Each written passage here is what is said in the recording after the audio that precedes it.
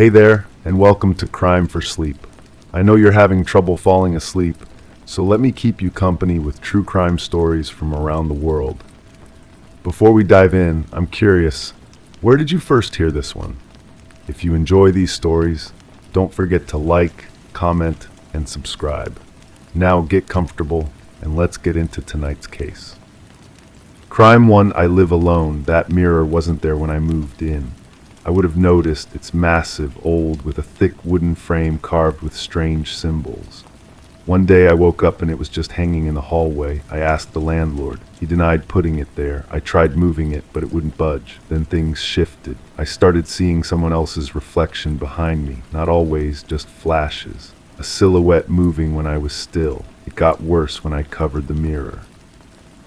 Something began scratching from the other side. One night I peeled back the sheet and the hallway in the reflection was different, dirtier, blood on the walls, someone staring back, smiling. That was 3 months ago. Now I understand what I was really seeing. The building superintendent finally returned my calls. He's worked here for decades, knows every tenant, every complaint, every story that echoes through these walls. When I described the mirror, his face went pale. He asked me to meet him in the basement storage room, said he needed to show me something. The room smelled of dust and forgotten belongings. Cardboard boxes stacked floor to ceiling, furniture covered in white sheets like ghosts waiting to be awakened. He led me to the back corner where a tarp covered something large and rectangular. My stomach dropped before he even pulled it away. Another mirror, identical to mine, same carved frame, same symbols that seemed to twist when you looked at them too long. But this one was cracked down the middle, spider web fractures spreading from a central impact point.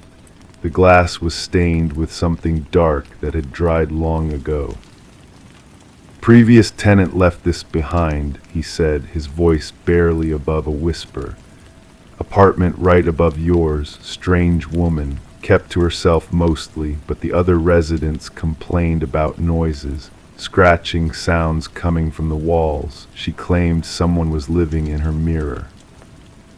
I ran my fingers along the wooden frame.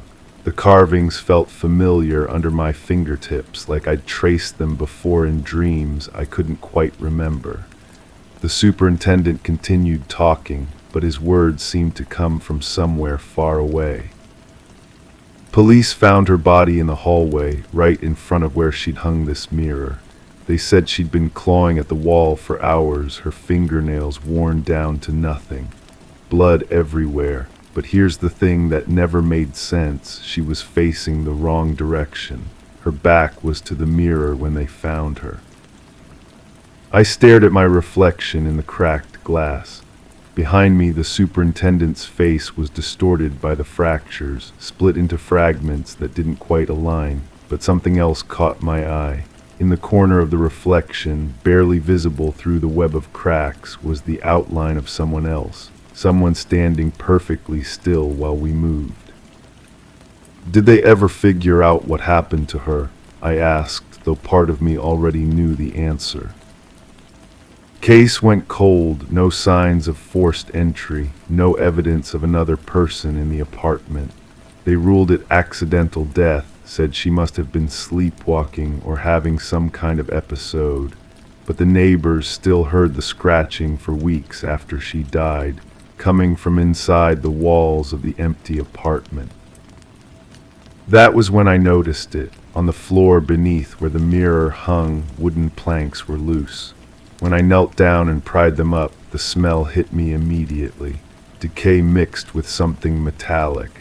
In the space beneath the floorboards was a collection of items that made my blood run cold.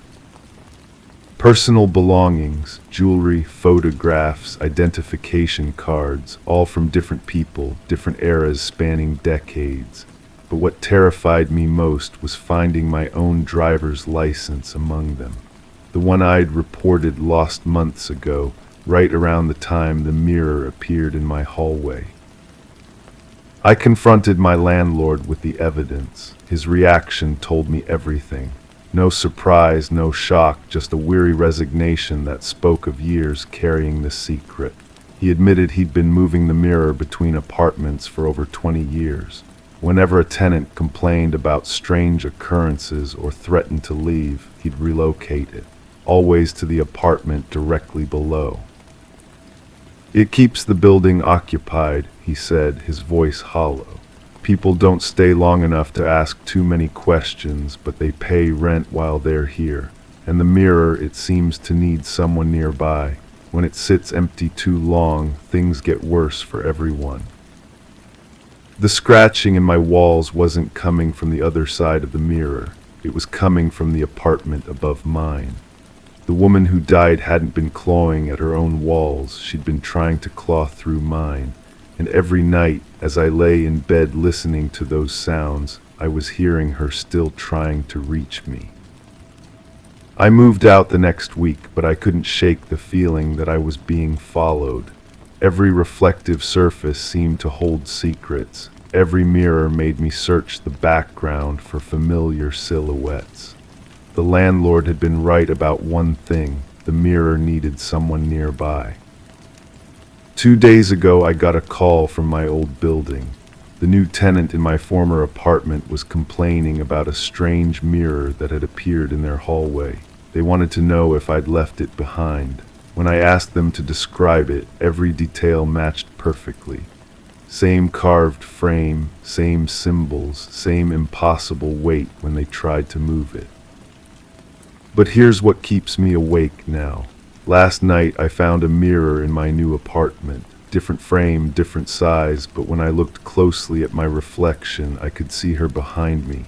The woman who died, she's not trapped in the mirror anymore. She's following me, and I think I understand why. I've been checking the missing persons reports, cross-referencing names from those identification cards I found. Every single person disappeared from that building over the past 2 decades. And now I realize what the mirror really is: not a window between worlds, but a collector. A trap that feeds on the people who get too close, who stare too long, who start to see things that shouldn't be there. The woman who died wasn't trying to escape. She was trying to warn me. And now that I've seen the truth, now that I know what happens to people who discover the mirror's secret, I understand why she looks so desperate in every reflection. Because I'm next, and there's nowhere left to run. Crime 2, the plumbing had been acting up. I went to check the pipes and found a small plastic bag taped to the underside of the sink cabinet. Inside, an old flip phone wrapped in cloth. It was charged. I pressed a button and dozens of voicemails played, one after the other. Most were garbled, panicked. Some were just breathing. The last one whispered my address, then a pause, and the words, "I'm still here." I dropped the phone and called the police. When they arrived, the phone was gone. And a new one was taped under my bed. The officer who responded seemed tired. He listened to my story with the practiced patience of someone who had heard stranger things. He checked the space under my sink, ran his fingers along the edges where the tape had been. Nothing. I showed him where the second phone had been, but that space was empty too. He suggested I change my locks and maybe consider a security system. He left me his card and told me to call if anything else happened. I spent that night checking every corner of my apartment. The taste of copper filled my mouth as I pulled out furniture, examining spaces I had never thought to look. Under the kitchen table, I found a small piece of electrical tape stuck to the wood. It matched the tape that had held the phones. Someone had been in my home multiple times. Someone who knew exactly where to hide things. The next morning, I called the previous tenant. The landlord had given me her number in case any mail arrived. She sounded nervous when I mentioned the phones. She said she had moved out suddenly, that there had been some trouble with someone following her. She mentioned a man who worked at the building maintenance company, someone who had access to all the apartments. She never reported it because she could never prove anything was actually happening. I started paying attention to the maintenance schedule. There was work being done throughout the building, always by the same crew.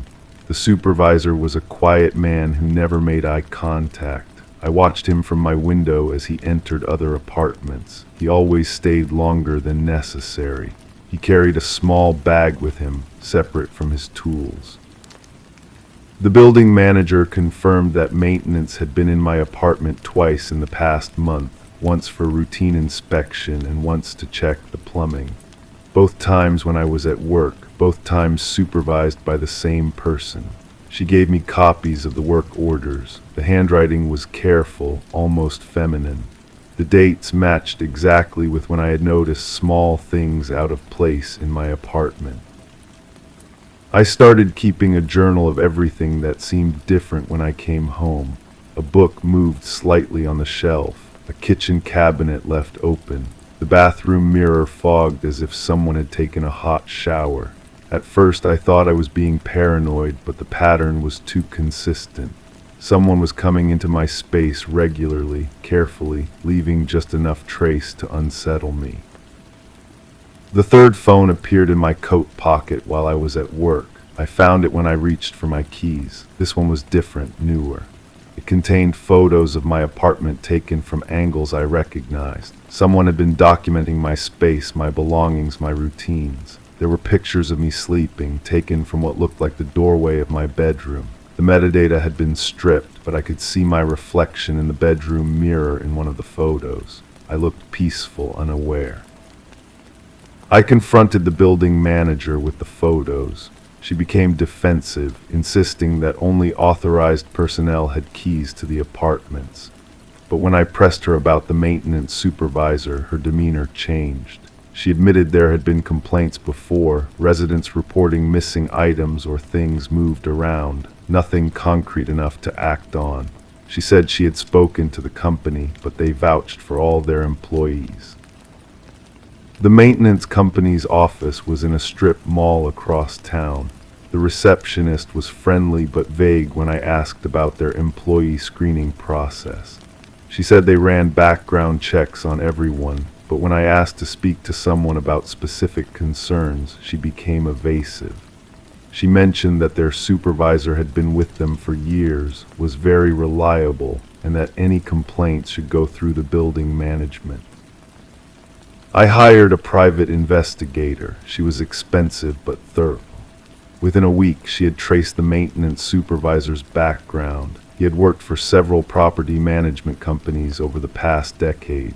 At each job, there had been informal complaints from tenants about feeling watched or having things moved in their apartments. Nothing ever resulted in formal charges, but the pattern was unmistakable. He would work at a property for a year or two, then move on to another company. The investigator also discovered that he had been arrested twice for trespassing. Both charges eventually dropped. In one case, he had been found in an apartment building at night, claiming he was responding to an emergency maintenance call that no one had made. The resident in that case had reported feeling watched for months before the incident.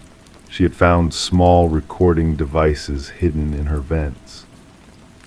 I started sleeping with a chair wedged against my bedroom door. The phones kept appearing, always in different locations. One in my car glove compartment, another in my work locker. Each contained more invasive content. Videos of me in my apartment, audio recordings of my phone conversations, detailed notes about my daily routines. Someone was building a comprehensive profile of my life. The breaking point came when I found personal items that I had thrown away weeks earlier, cleaned and placed back in my apartment. A t-shirt I had donated to charity was folded in my dresser. A broken mug I had put in the trash was sitting on my kitchen counter, glued back together. The message was clear. Nothing I discarded was truly gone. My privacy was an illusion. I moved out without notice, breaking my lace and forfeiting my deposit. I stayed in a hotel while I searched for a new place, but even there I felt watched. The feeling followed me like a shadow I couldn't shake. I changed my phone number, my email, my entire routine. but paranoia had become my constant companion. The investigator called me weeks later. The maintenance supervisor had disappeared. The company claimed he had quit without notice, but his apartment was abandoned, rent unpaid. His personal belongings were gone except for boxes of electronic equipment and files containing detailed information about dozens of women. My file was among them, but it wasn't the thickest. The police finally took the case seriously when presented with the evidence the investigator had gathered. But the man was gone, vanished as thoroughly as he had infiltrated my life.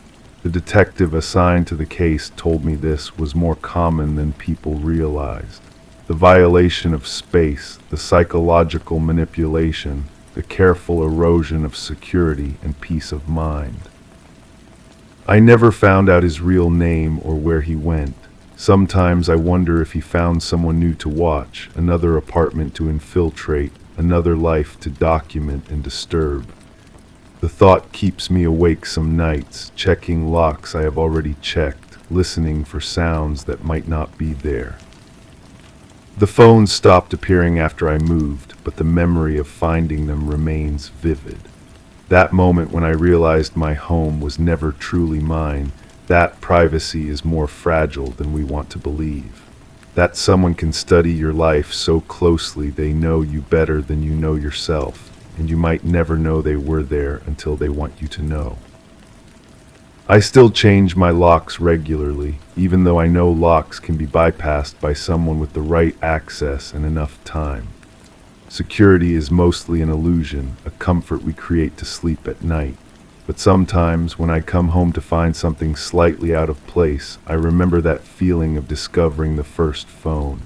And I wonder if I ever truly escaped, or if the watching just became more careful, more invisible.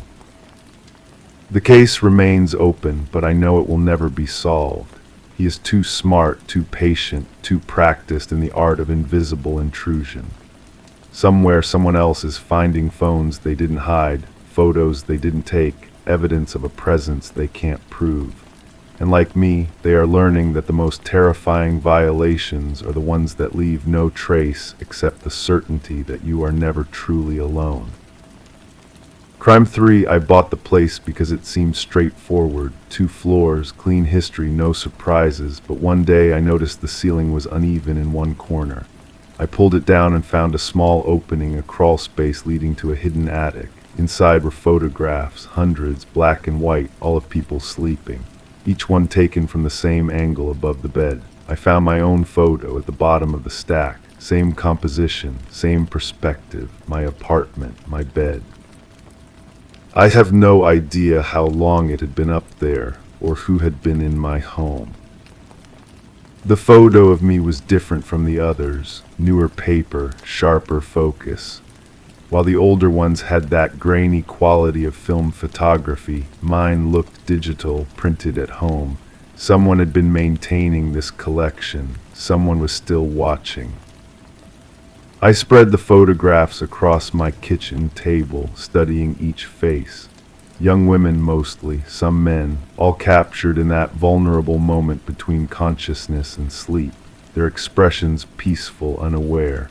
The angle was always identical, directly above, as if the photographer had been suspended from the ceiling, or hiding in an attic space, looking down through a carefully positioned opening. The real estate agent had been thorough during the sale. We walked through every room, checked every closet, examined the basement.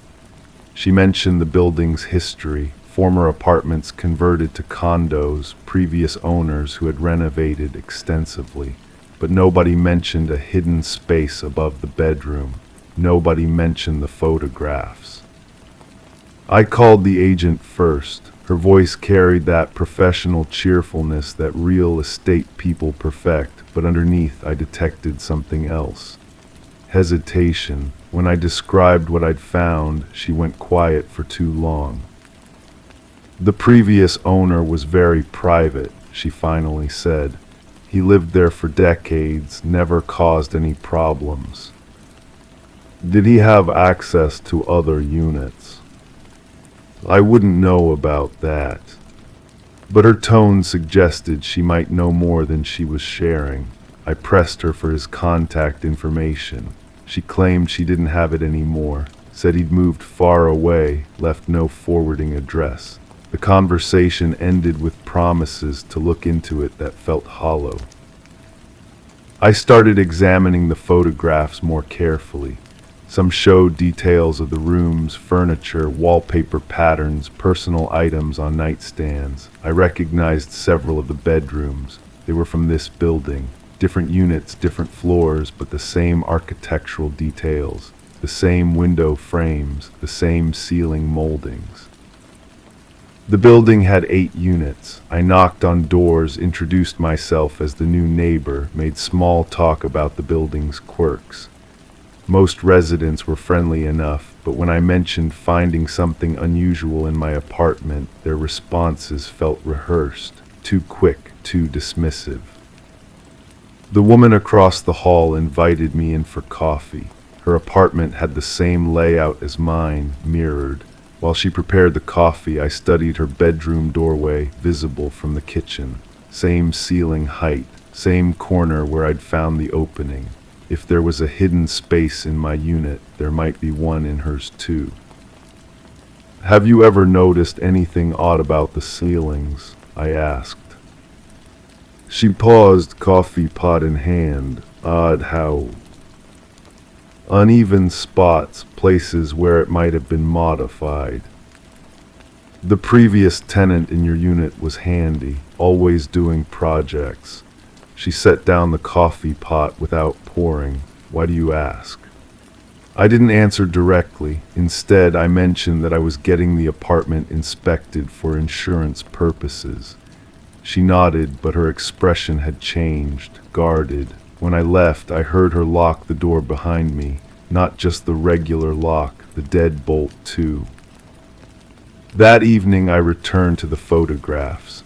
Under better lighting, I noticed something I'd missed before. Timestamps. Tiny numbers in the bottom corners, barely visible. The dates spanned years. The earliest ones were from over a decade ago. The most recent was from last month. I organized them chronologically.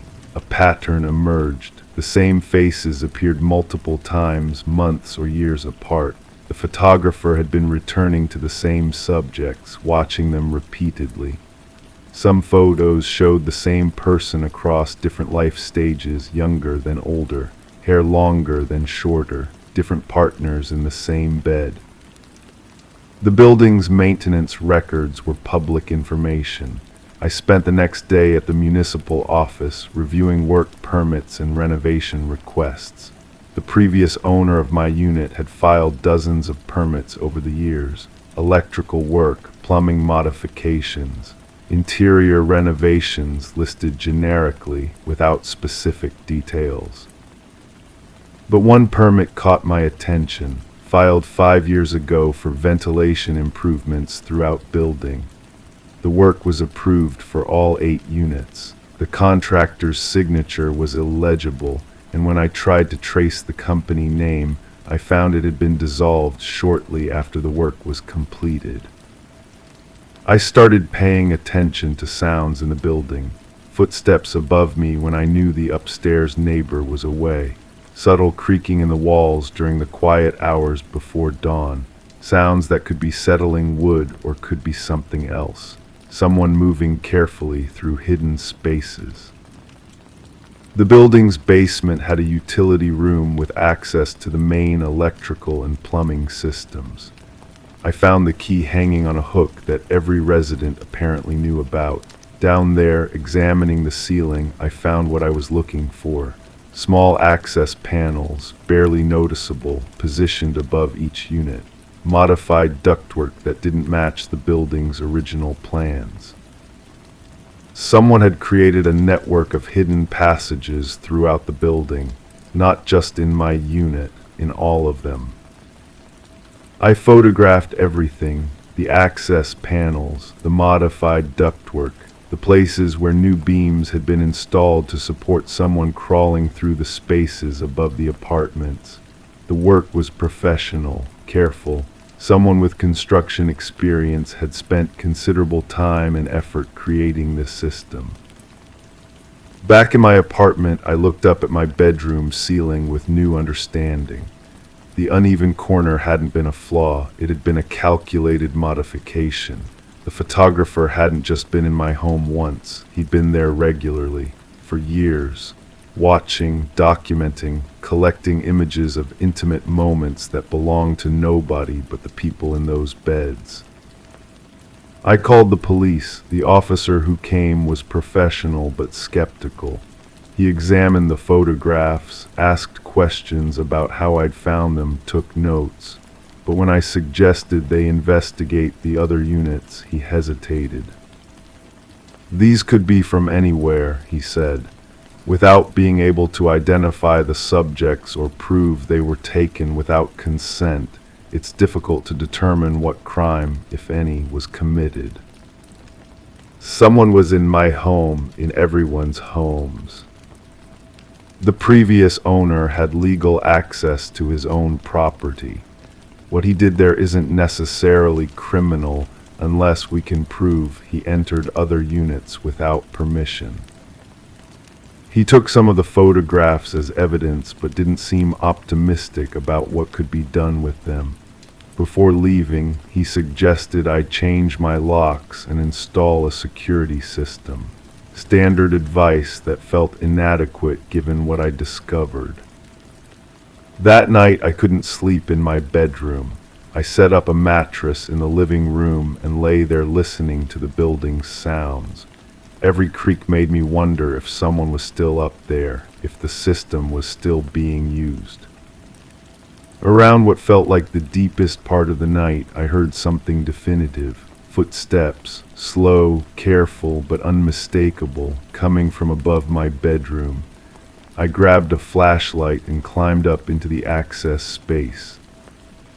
The hidden area was larger than I'd initially realized. It connected to a main corridor that ran the length of the building. Someone had built a complete secondary floor between the apartments and the roof. There were supplies up there, batteries, bottled water, a sleeping bag. Someone had been living in the space above our homes. At the far end, I found the camera equipment, professional grade, mounted on adjustable brackets that could be positioned above different access points. The setup was sophisticated, suggesting this wasn't the work of an amateur. But the equipment was dusty, the batteries were dead, whatever had been happening here had stopped recently. Maybe when the building changed hands, maybe when the previous owner left. I climbed back down and sealed the access point with heavy-duty construction adhesive. The next day, I contacted every resident in the building. Most agreed to meet in the community room to discuss what I'd found. The reactions were mixed. Some were horrified, others seemed unsurprised. The woman who'd offered me coffee avoided eye contact throughout the meeting. An older man who lived on the ground floor kept checking his phone as if he wanted to be somewhere else. "We suspected something," one resident finally admitted. "Things would be moved slightly in our apartments. Doors we remembered closing would be open. Small things that made us wonder." Why didn't anyone say anything? What would we say? That we thought someone might be moving our belongings a few inches, that we heard sounds that could be settling, nothing definitive enough to report. The meeting ended with an agreement to have the building professionally inspected and to install security cameras in the common areas. But I could tell some residents remained uncomfortable with the discussion, as if they preferred not to know what had been happening above their heads. The building inspection confirmed what I'd found: hidden passages throughout the structure, access points above every bedroom, evidence of long-term habitation in the concealed spaces. The inspector recommended sealing all access points and upgrading the building's security systems. But questions remained unanswered. The photographs showed faces I couldn't identify, people who might have lived in the building years ago or might have been visitors. Some might not even know they'd been photographed. The police investigation stalled due to lack of identifiable victims or clear evidence of current criminal activity.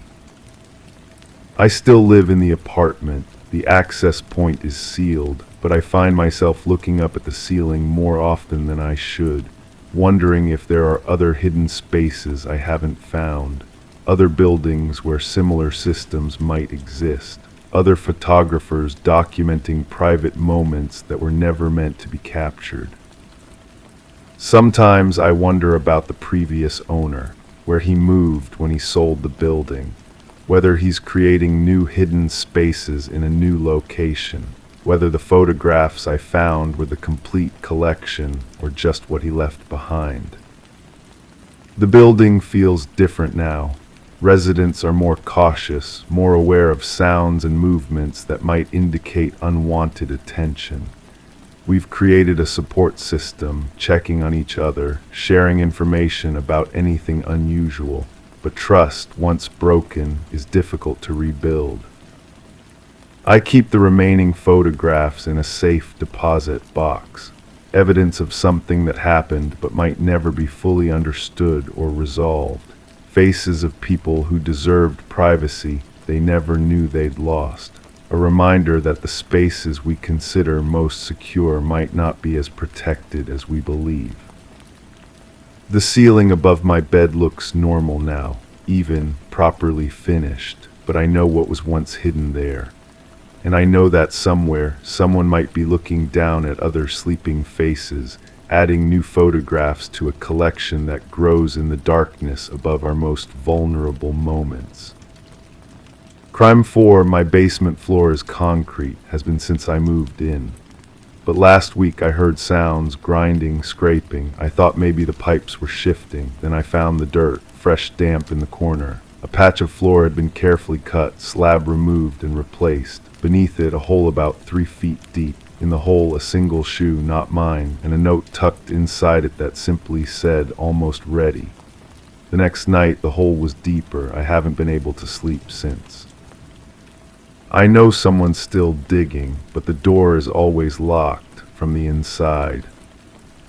The shoe was leather, worn at the heel, a woman's size 7, the kind of practical Oxford you'd wear to work every day for years. I held it under the bare basement bulb, turning it over in my hands. The leather was soft, broken in. Someone had loved this shoe, had walked miles in it. I could smell something faint on the material, lavender soap maybe. Or was it just the dampness of the earth? I called the previous owner. The woman who sold me the house had been eager to leave, practically threw the keys at me during closing. When I reached her, her voice went tight.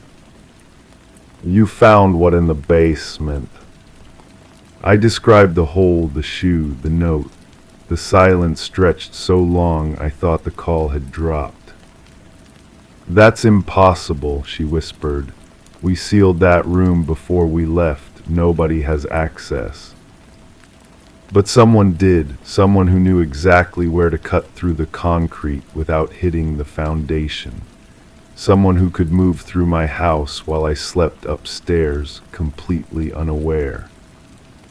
I started staying awake, sitting on the basement steps with a flashlight, listening. The house settled around me in ways I'd never noticed before. The refrigerator hummed, the water heater clicked on and off, but underneath it all I could hear something else. A rhythmic scraping, methodical, patient.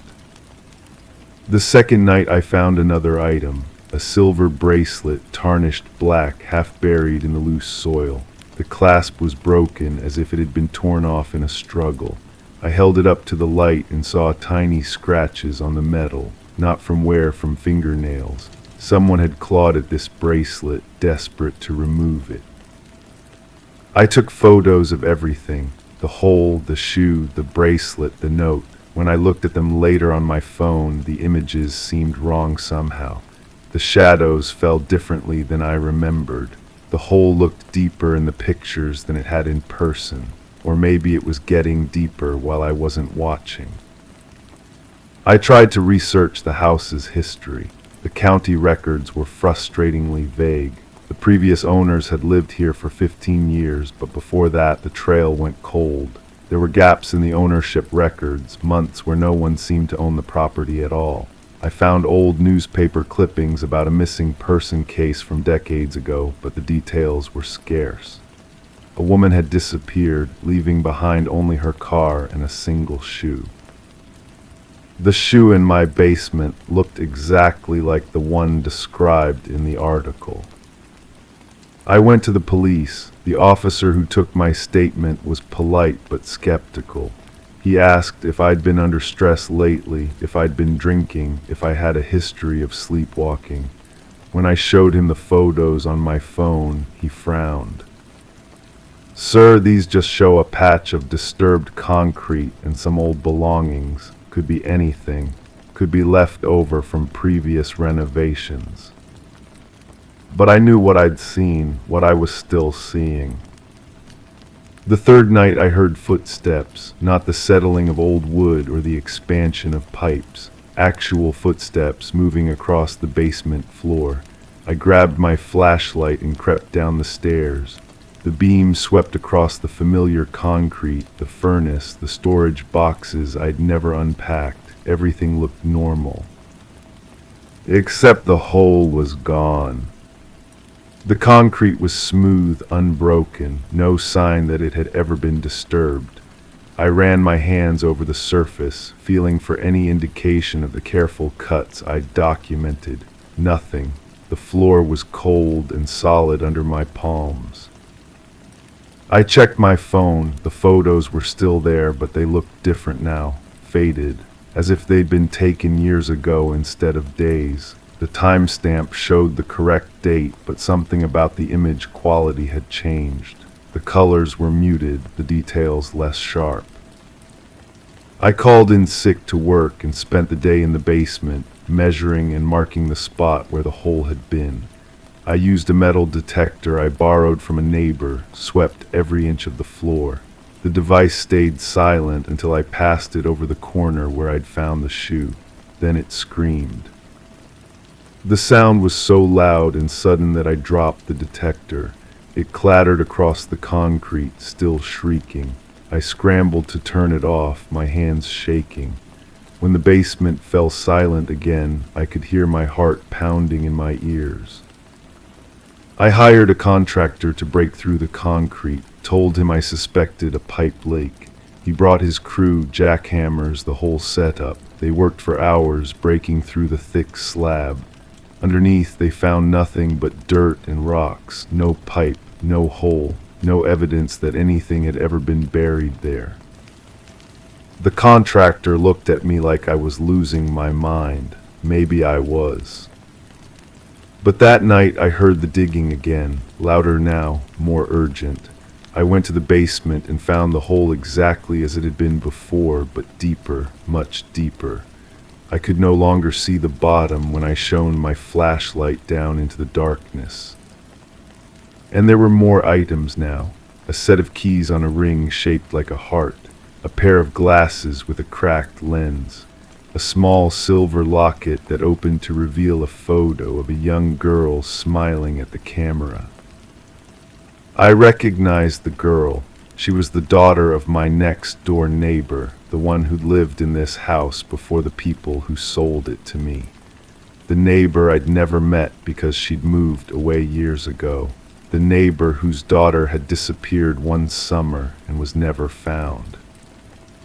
I started making calls, tracking down contact information for the previous owners, their neighbors, anyone who might know the history of this house. Most of the numbers were disconnected. The few people I reached either hung up on me or claimed they'd never heard of the address. But one woman, an elderly voice cracked with age, listened to my story without interruption. "You found her things," she said when I finished. "Whose things?" "The girl who lived there before, sweet child, used to play in our yard when her parents were fighting. One day she just vanished. Police searched everywhere, never found so much as a trace." What happened to her? The old woman was quiet for a long time. Some things are better left buried, son. Some secrets are meant to stay in the ground. I pressed her for more details, but she hung up. I went back to the basement that night with a shovel. If someone was digging, I would dig too. I would find out what was down there, what someone wanted me to find. The hole was deeper than ever, so deep that my flashlight beam couldn't reach the bottom. I climbed down into it. The walls were smooth, carved with precision. This wasn't random digging, this was methodical excavation. Someone had been working on this for a long time, maybe years. The earth smelled of decay and old secrets. At the bottom, I found a small chamber. Inside it, carefully arranged, were dozens of personal items. Shoes, jewelry, clothing, photographs, all belonging to different people, all carefully preserved. And in the center of it all, a diary. I opened it with trembling hands. The first entry was dated 20 years ago. The handwriting was careful, deliberate. She won't stop crying. I've tried everything, but she won't be quiet. The neighbors will hear. I have to do something. The entries continued, documenting a systematic pattern of disappearances. People who wouldn't be missed. Runaways, drifters, children from broken homes. The diary detailed how the writer had lured them, where they'd taken them, how they'd disposed of the evidence. The final entry was dated just last week. The new owner is getting close. Time to finish what I started. Time to add his things to the collection. I heard footsteps above me. Someone was in my house. I climbed out of the hole as quietly as I could, my heart hammering against my ribs. The basement door was closed. I was certain I'd left it open. I tried the handle, locked. From the other side, I heard a voice, familiar, the elderly woman I'd spoken to on the phone. Some secrets are meant to stay buried, she said, but you had to keep digging, didn't you? I realized then that I'd been wrong about everything. The person digging in my basement wasn't some mysterious intruder. It was someone who'd been living in this house long before I'd bought it, someone who'd never really left. The lights went out. In the darkness, I heard the sound of fresh concrete being poured above me, sealing me in with all the other secrets this house had collected over the years. I'm writing this on my phone while I still have battery. The signal is weak down here, but maybe someone will find this message. Maybe someone will understand what happened. The digging has stopped, but I can hear something else now. Footsteps upstairs, moving through my house like they own it, like they've always owned it. I think I know who's been digging in my basement while I slept. It was never meant for me to find the truth. I was meant to become part of it. Crime 5, it was a small box, no stamps, no sender. Inside was a rusty key wrapped in paper that read, "You forgot this." I'd never seen it before, but curiosity won. I walked around the neighborhood trying the key on old sheds, fences, abandoned doors. I didn't expect one to open, but it did. The door creaked inward and revealed a room filled with cages, chains on the walls, buckets. The smell was rancid. On the floor was a single mattress and a photo of me, taken from behind. The paperclip on the back held another key. My hands trembled as I held that second key. The photograph felt cold against my fingertips, the edges worn as if someone had handled it countless times. I recognized the street corner where it was taken.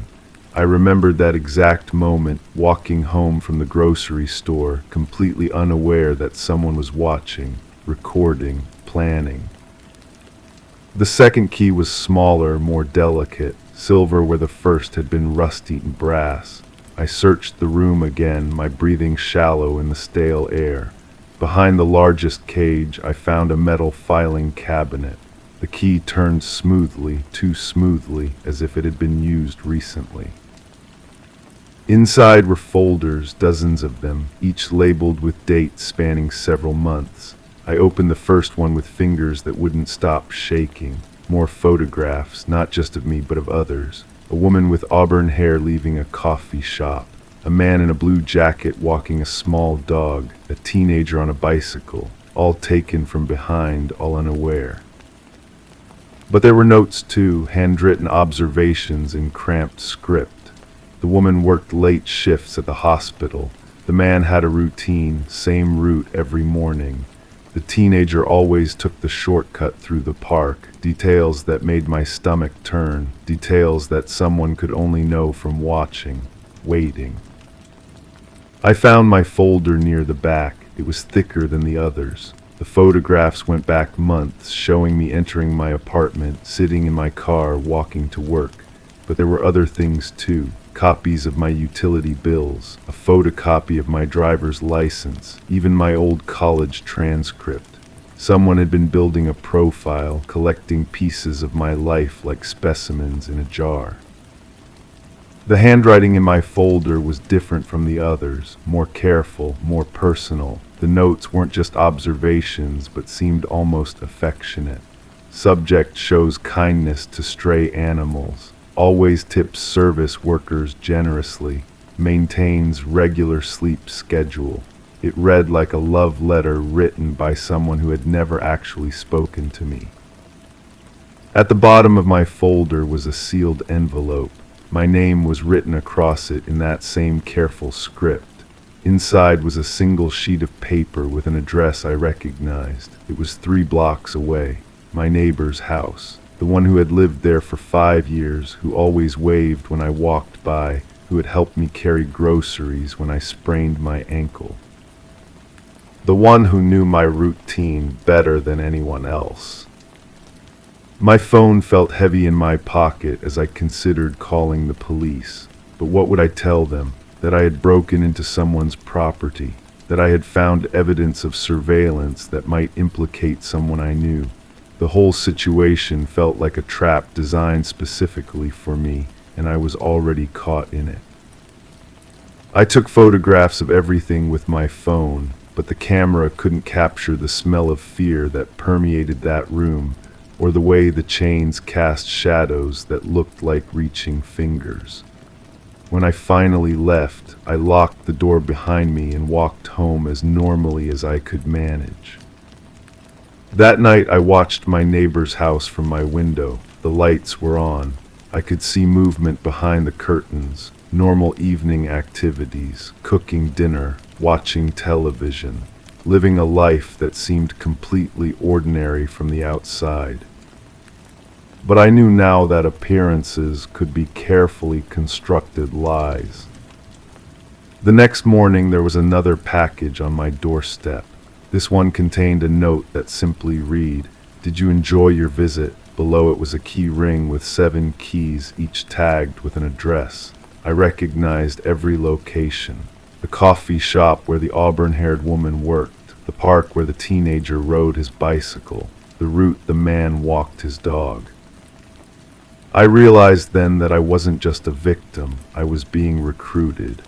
The person who had been watching me, documenting my life, had seen something in me that made them believe I would understand, that I would appreciate the artistry of their surveillance, that I would want to participate.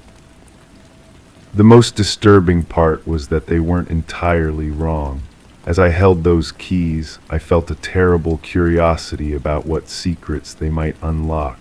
What other rooms filled with evidence of lives lived unknowingly under observation? What other folders full of intimate details stolen from people who trusted their privacy? I kept the keys. I told myself it was evidence, that I would eventually turn everything over to the authorities. But as the days passed, I found myself studying the addresses, memorizing the patterns described in those meticulous notes. learning the routines of strangers as if they were puzzles to be solved. My neighbor still waves when I walk by. We still exchange pleasantries about the weather and the state of our small shared garden. But now I notice things I had never seen before. The way his eyes follow my movements. The way he seems to know things about my schedule that I have never told him. The way he smiles when he thinks I'm not looking. I still have the keys, all of them. They sit in my kitchen drawer next to the bottle opener and the spare batteries. Sometimes I take them out and hold them, feeling their weight and wondering what doors they open. What truths they might reveal about the people I pass on the street every day, living their lives in the illusion of privacy. The question that haunts me isn't whether my neighbor is guilty of surveillance and invasion of privacy. The question is whether I'm becoming guilty of the same thing, whether the line between victim and perpetrator is as clear as I once believed, whether curiosity, once awakened, can ever truly be satisfied or contained. I haven't used the keys yet, but I haven't thrown them away either, and each day that passes, the temptation grows stronger. The desire to know, to see, to understand the hidden patterns of other people's lives becomes harder to resist. Perhaps that was the real trap all along, not the surveillance itself, but the seductive power of being the one who watches instead of the one being watched. The transformation from victim to voyeur happens so gradually that you barely notice it until you're already on the other side.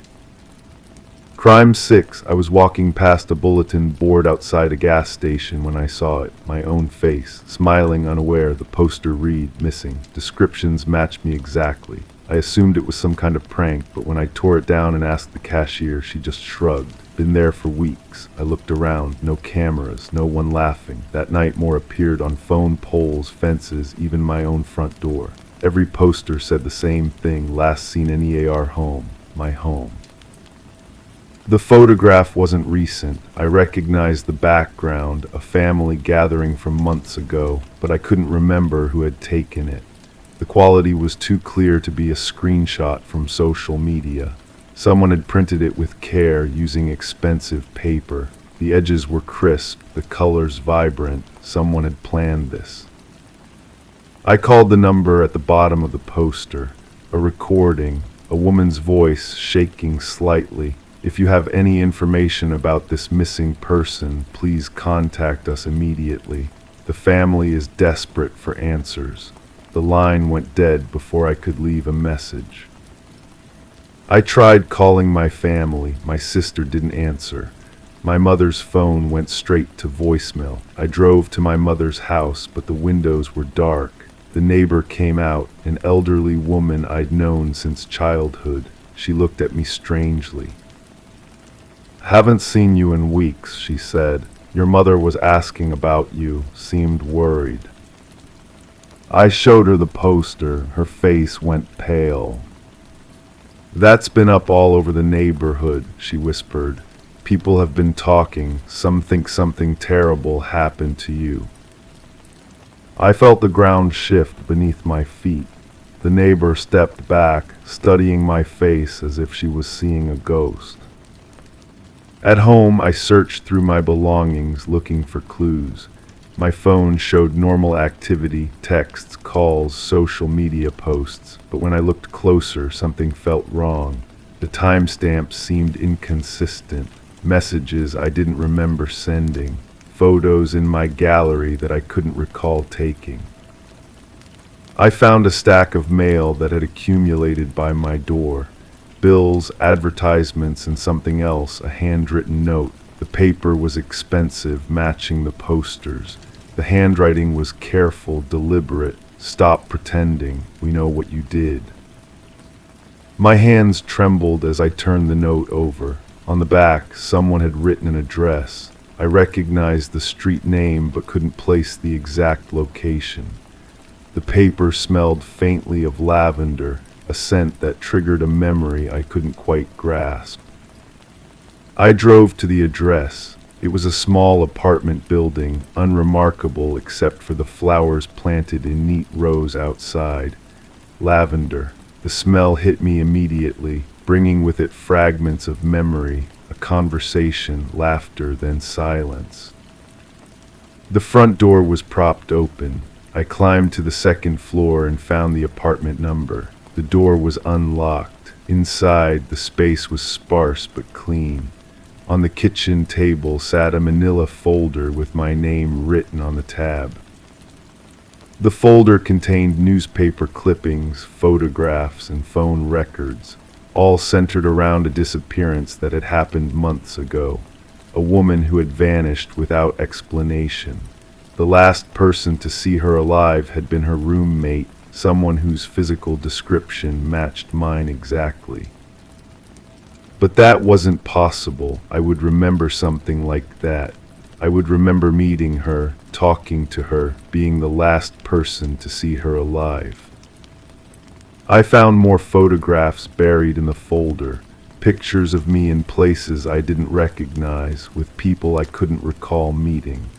One showed me standing outside this very building, apparently having a conversation with someone just outside the frame. My expression was serious, almost guilty.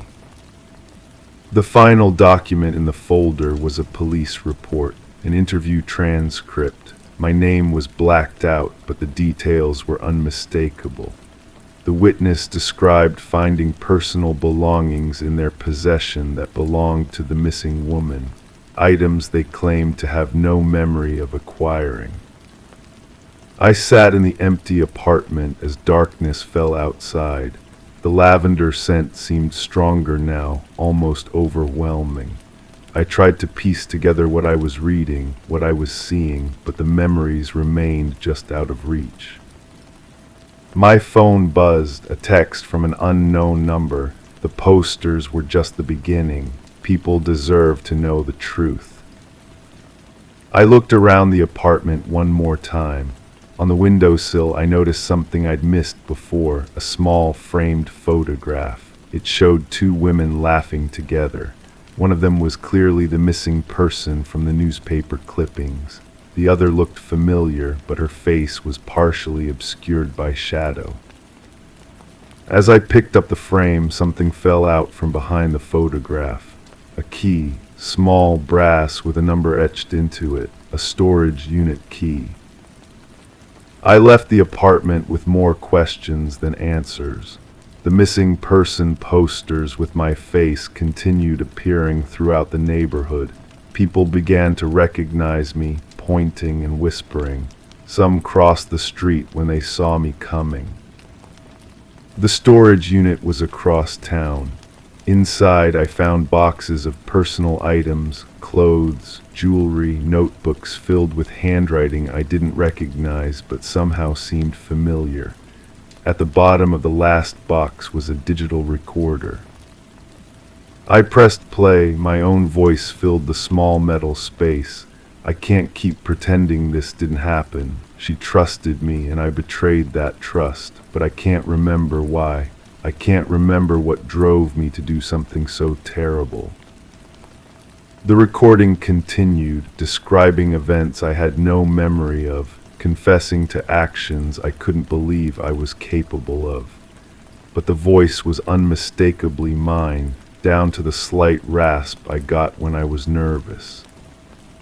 I sat in that storage unit until the fluorescent lights buzzed off automatically. In the darkness, I tried to understand how I could have lived a life I couldn't remember, how I could have hurt someone and blocked it out so completely. The posters kept appearing. More people recognized me. Someone had started a social media group dedicated to the case, sharing sightings and theories. They called me the walking ghost, someone who had returned to the scene of their crime with no memory of what they'd done. I stopped sleeping. Every shadow seemed to hide another poster with my face. Every stranger's glance felt like an accusation. I found myself checking mirrors constantly, as if my reflection might reveal something my conscious mind was hiding. The police never contacted me directly, but I knew they were watching. Cars that lingered too long on my street, people in coffee shops who made eye contact and looked away too quickly. The investigation was ongoing, and I was both the prime suspect and the key witness who couldn't remember anything. The last poster I found was different from the others. Instead of missing, it read, "Found," but the question mark after it made everything more uncertain than before. Found, but was I the person who had disappeared or the person who had made someone else disappear? I still live in the same house on the same street where the posters first appeared. Sometimes I catch neighbors watching me through their windows. Children are walked quickly past my front yard. The lavender scent follows me everywhere now, a constant reminder of memories that remain locked away. The missing woman was never found. The case remains open, and I remain the person who might hold all the answers if only I could remember the questions I'm supposed to be asking. Crime 7, I noticed a faint red tint in my bedroom light. At first I thought it was just a new bulb, but then I changed it and the same thing happened.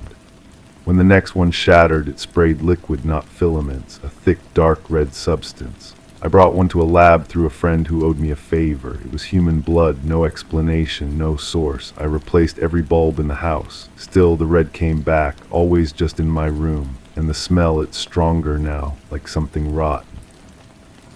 Inside the walls. The first thing I did was call my landlord. He seemed genuinely confused, almost irritated by my explanation. His voice carried that dismissive tone people use when they think you're making things up. He insisted the building was old but structurally sound, no history of incidents. When I pressed about previous tenants, he became evasive. Said the apartment had been vacant for several months before I moved in. Something about his hesitation made my skin crawl. I started keeping the broken bulbs in mason jars, documenting each occurrence with photographs. The blood wasn't fresh. It had that metallic copper smell that clings to your nostrils long after you've left the room. I found myself breathing through my mouth whenever I entered my bedroom. The scent seemed to seep through the drywall itself, as if the entire structure was contaminated. My neighbor across the hall, an elderly woman who always seemed to be watching through her peephole, finally approached me.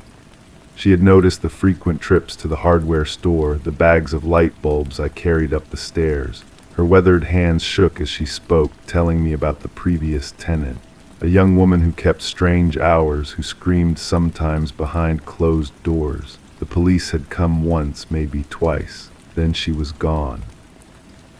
The woman's eyes darted toward my door as she spoke, as if she expected something to emerge from within. She mentioned that the screaming had stopped suddenly, but the sounds hadn't. Footsteps at odd hours, things being dragged across the floor. The landlord had claimed she moved out, but nobody had seen her leave. No moving truck, no boxes carried down the stairs. I began researching the building's history at the local records office.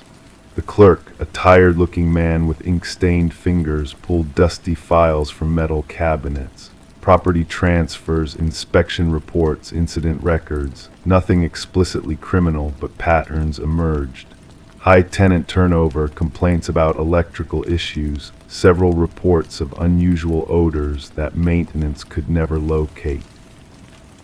One file caught my attention, a police report from months earlier.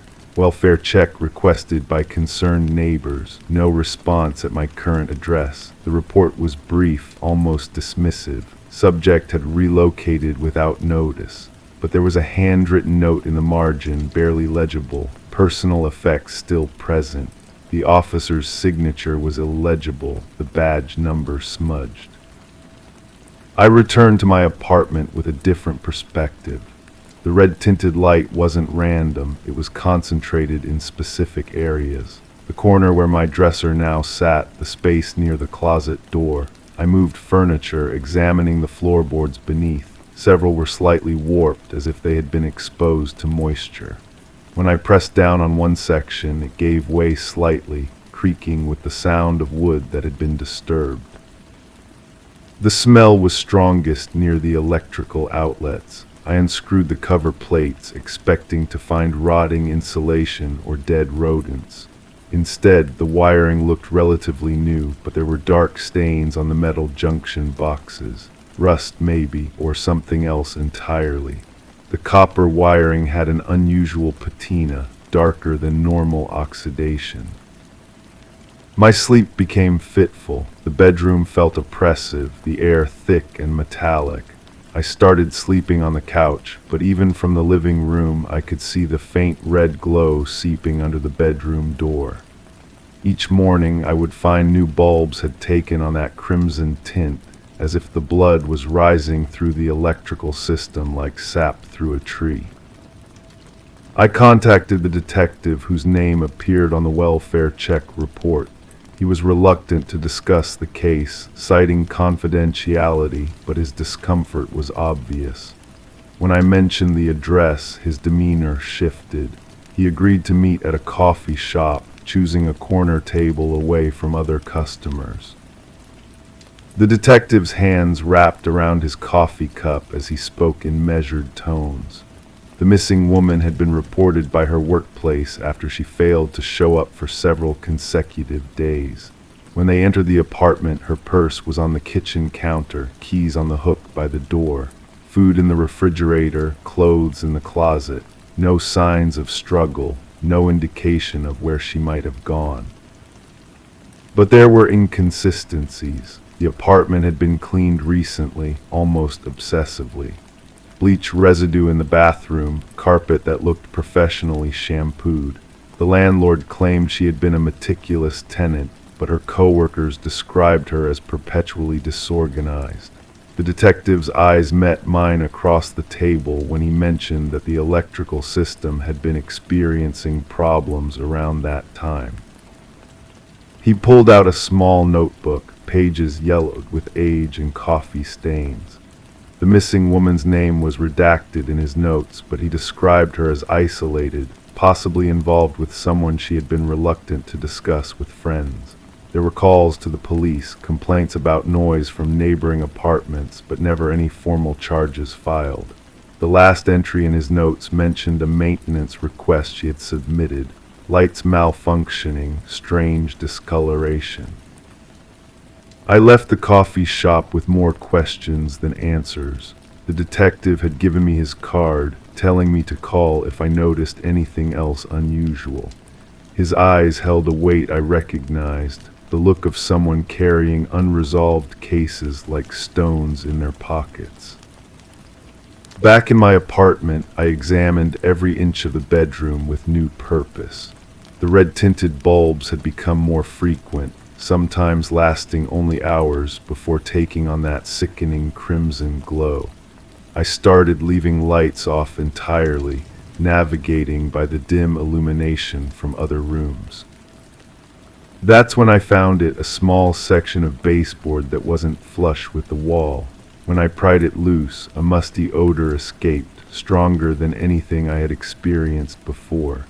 Behind the wood panel was a hollow space, just large enough to conceal something substantial. The darkness within seemed to absorb my flashlight beam. I reached into the cavity, my fingers touching something smooth and cool. Plastic wrapped carefully around an object I couldn't identify by touch alone. As I pulled it free, the wrapping crinkled with the sound of something that had been hidden for a long time. Inside was a cell phone, its screen cracked but still functional. The phone contained messages, voicemails, photographs, evidence of a life that had ended abruptly, but also something else, recordings the woman had made documenting strange occurrences in the apartment. Her voice, frightened and confused, describing the same red-tinted lights I had been experiencing. The same metallic smell, the same sense of something wrong within the walls themselves. The final recording was different. Her voice was steady, resigned. She spoke about someone she trusted, someone who had access to her apartment, someone who knew about the electrical problems and had offered to help. The recording ended abruptly, mid-sentence, with the sound of a key turning in the lock. I realized then that I had been asking the wrong questions. The blood in the light bulbs wasn't supernatural, it was evidence. Someone had been using the electrical system to hide traces of what had happened here. The building's old wiring, the frequent maintenance calls, the landlord's evasive answers. It all formed a pattern I should have recognized sooner. The woman hadn't disappeared. She had never left the building at all, and whoever was responsible knew I was getting close to the truth. The increasing frequency of the blood-tinted bulbs wasn't random, it was a warning, or perhaps something worse. I sit here now typing this account with the bedroom door closed and sealed with tape. The red glow has begun appearing in other rooms, following me like a stain that won't wash clean. I've called the detective, left messages that go unreturned. The landlord no longer answers my calls. Tomorrow I will take everything I've found to the police. The phone, the recordings, the photographs I've documented. Someone will have to listen, someone will have to act. But tonight I can hear sounds within the walls, not electrical humming, something else entirely. Movement that suggests I may not be alone in this apartment after all, and the smell is getting stronger, seeping through the tape I used to seal the bedroom door. The truth is here, somewhere within these walls, but I'm beginning to understand that finding it might cost more than I'm prepared to pay. Crime8, I use a baby monitor for peace of mind. I don't have a child, I just like knowing the hallway is clear when I sleep.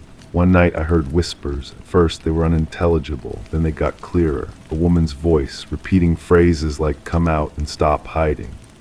The next night a man's voice responded, angry then screaming. I unplugged it, threw it out, but the voices didn't stop. I started hearing them with my bare ears. The final straw was when I heard my own voice begging.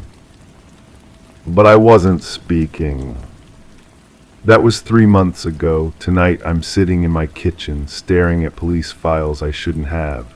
The folder is thick, worn at the edges from too much handling. The detective who gave it to me called it a cold case, unsolved. A family disappeared from the apartment next door 18 months back. Mother, father, teenage daughter. No signs of struggle, no note, just gone. The baby monitor I bought came from an estate sale. The elderly woman selling it mentioned it belonged to the family who lived in the apartment complex. She didn't say which apartment. I didn't ask. I just wanted something cheap that worked. The voices started soft, like background static you learn to ignore, but static doesn't call your name. Static doesn't sob in the middle of the night. Static doesn't sound terrified. I've been researching radio frequencies, electromagnetic interference, anything that could explain how a monitor picks up conversations from thin air. The technical manuals are spread across my coffee table now, highlighted sections marking dead ends. Every expert I contacted gave me the same response. Baby monitors can cross signals with other devices, pick up cordless phones, even radio broadcasts, but they don't record conversations that happened months ago. The first breakthrough came when I contacted the apartment manager. She remembered the family well. Quiet people, she said, kept to themselves. The mother worked from home, some kind of customer service job that required phone calls throughout the day. The father traveled for work. The daughter was homeschooled. I asked about their disappearance. The manager's voice changed. She mentioned how the police found the apartment exactly as the family left it. Dishes in the sink, television still on. The daughter's homework spread across the dining table, but there was something else, something that made her uncomfortable talking about it. The baby monitor in their apartment was still plugged in when police arrived, still recording. I convinced her to let me see the apartment. It's been empty since they vanished, too much negative attention to attract new tenants. She unlocked the door and the smell hit me immediately. Not decay or abandonment, something sweeter, like flowers left too long in water. The apartment was a mirror image of mine, same layout reversed. I stood in what would have been the child's room, though this family's daughter was too old for nursery. The walls were painted pale yellow, generic furniture arranged with mathematical precision.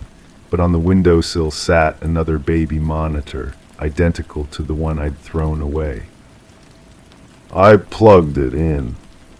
The static came immediately, but underneath it, barely audible, were voices. The same voices I'd been hearing. The woman saying, "Come out and stop hiding." The man's angry responses, and something new. A younger voice, female, pleading.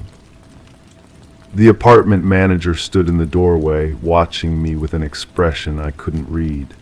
She mentioned how the police had tested that monitor extensively. No recordings found, no stored data, yet somehow it kept working, kept picking up signals even when no one was broadcasting.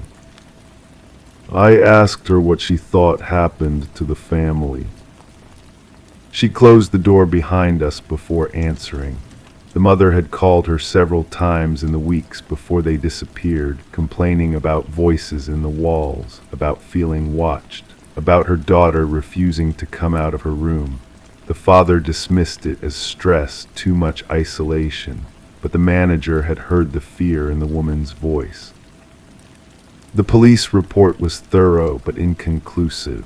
Financial records showed no preparation for departure. No large withdrawals, no travel arrangements. Their car was found in the parking garage, keys still in the ignition. Security cameras showed them entering the building that final evening, but never leaving. I've been visiting the apartment every night since. The monitor works differently now. Instead of random fragments, I'm hearing conversations in sequence, stories that build on each other. The woman's voice belongs to the mother, I'm certain. She's telling someone to stop hiding, come out and face what they've done. The man sounds defensive, angry at being accused of something. But it's the third voice that haunts me. The daughter, she's not pleading anymore, she's confessing. Tonight I heard something that changed everything. The daughter's voice, clear as if she were standing next to me, saying she couldn't keep the secret anymore. That she was tired of hiding what really happened to the neighbor who lived alone in the apartment downstairs. The neighbor who watched her through his window, who followed her to school, who left notes under her door. The neighbor who lived in my apartment. I pulled the lease agreements from the manager's office. The timeline doesn't lie. The previous tenant, the man who lived in my apartment before me, disappeared the same night as the family upstairs. His name was removed from all documentation, his belongings cleared out by relatives who wanted nothing to do with the investigation. The police never connected the cases. One missing family, one missing neighbor. No evidence they knew each other. No evidence of conflict. But baby monitors work on radio frequencies. They pick up signals from other monitors in range. If two families were broadcasting on the same channel, if they were listening to each other's private moments, if someone discovered they were being watched, being recorded, being hunted. I'm holding a photograph I found tucked inside the police file. It shows the teenage daughter's bedroom window. From this angle, you can see directly into my apartment, into my bedroom window. The photograph is marked as evidence, taken the night they disappeared. The baby monitor crackles to life without being turned on. The daughter's voice is clearer than ever. She's not confessing to hiding from someone. She's confessing to what she did to make the hiding stop. And now I understand why I hear my own voice begging on the recordings, because I'm not the first person to live in this apartment since the neighbor disappeared. I'm just the first one who bought a baby monitor and heard the truth. The voices aren't coming from the past. They're warnings about what happens to people who listen too long, who dig too deep, who discover what really happened to the man who lived here before. The daughter is still out there somewhere, still watching, still protecting her family's secret. And she knows I know.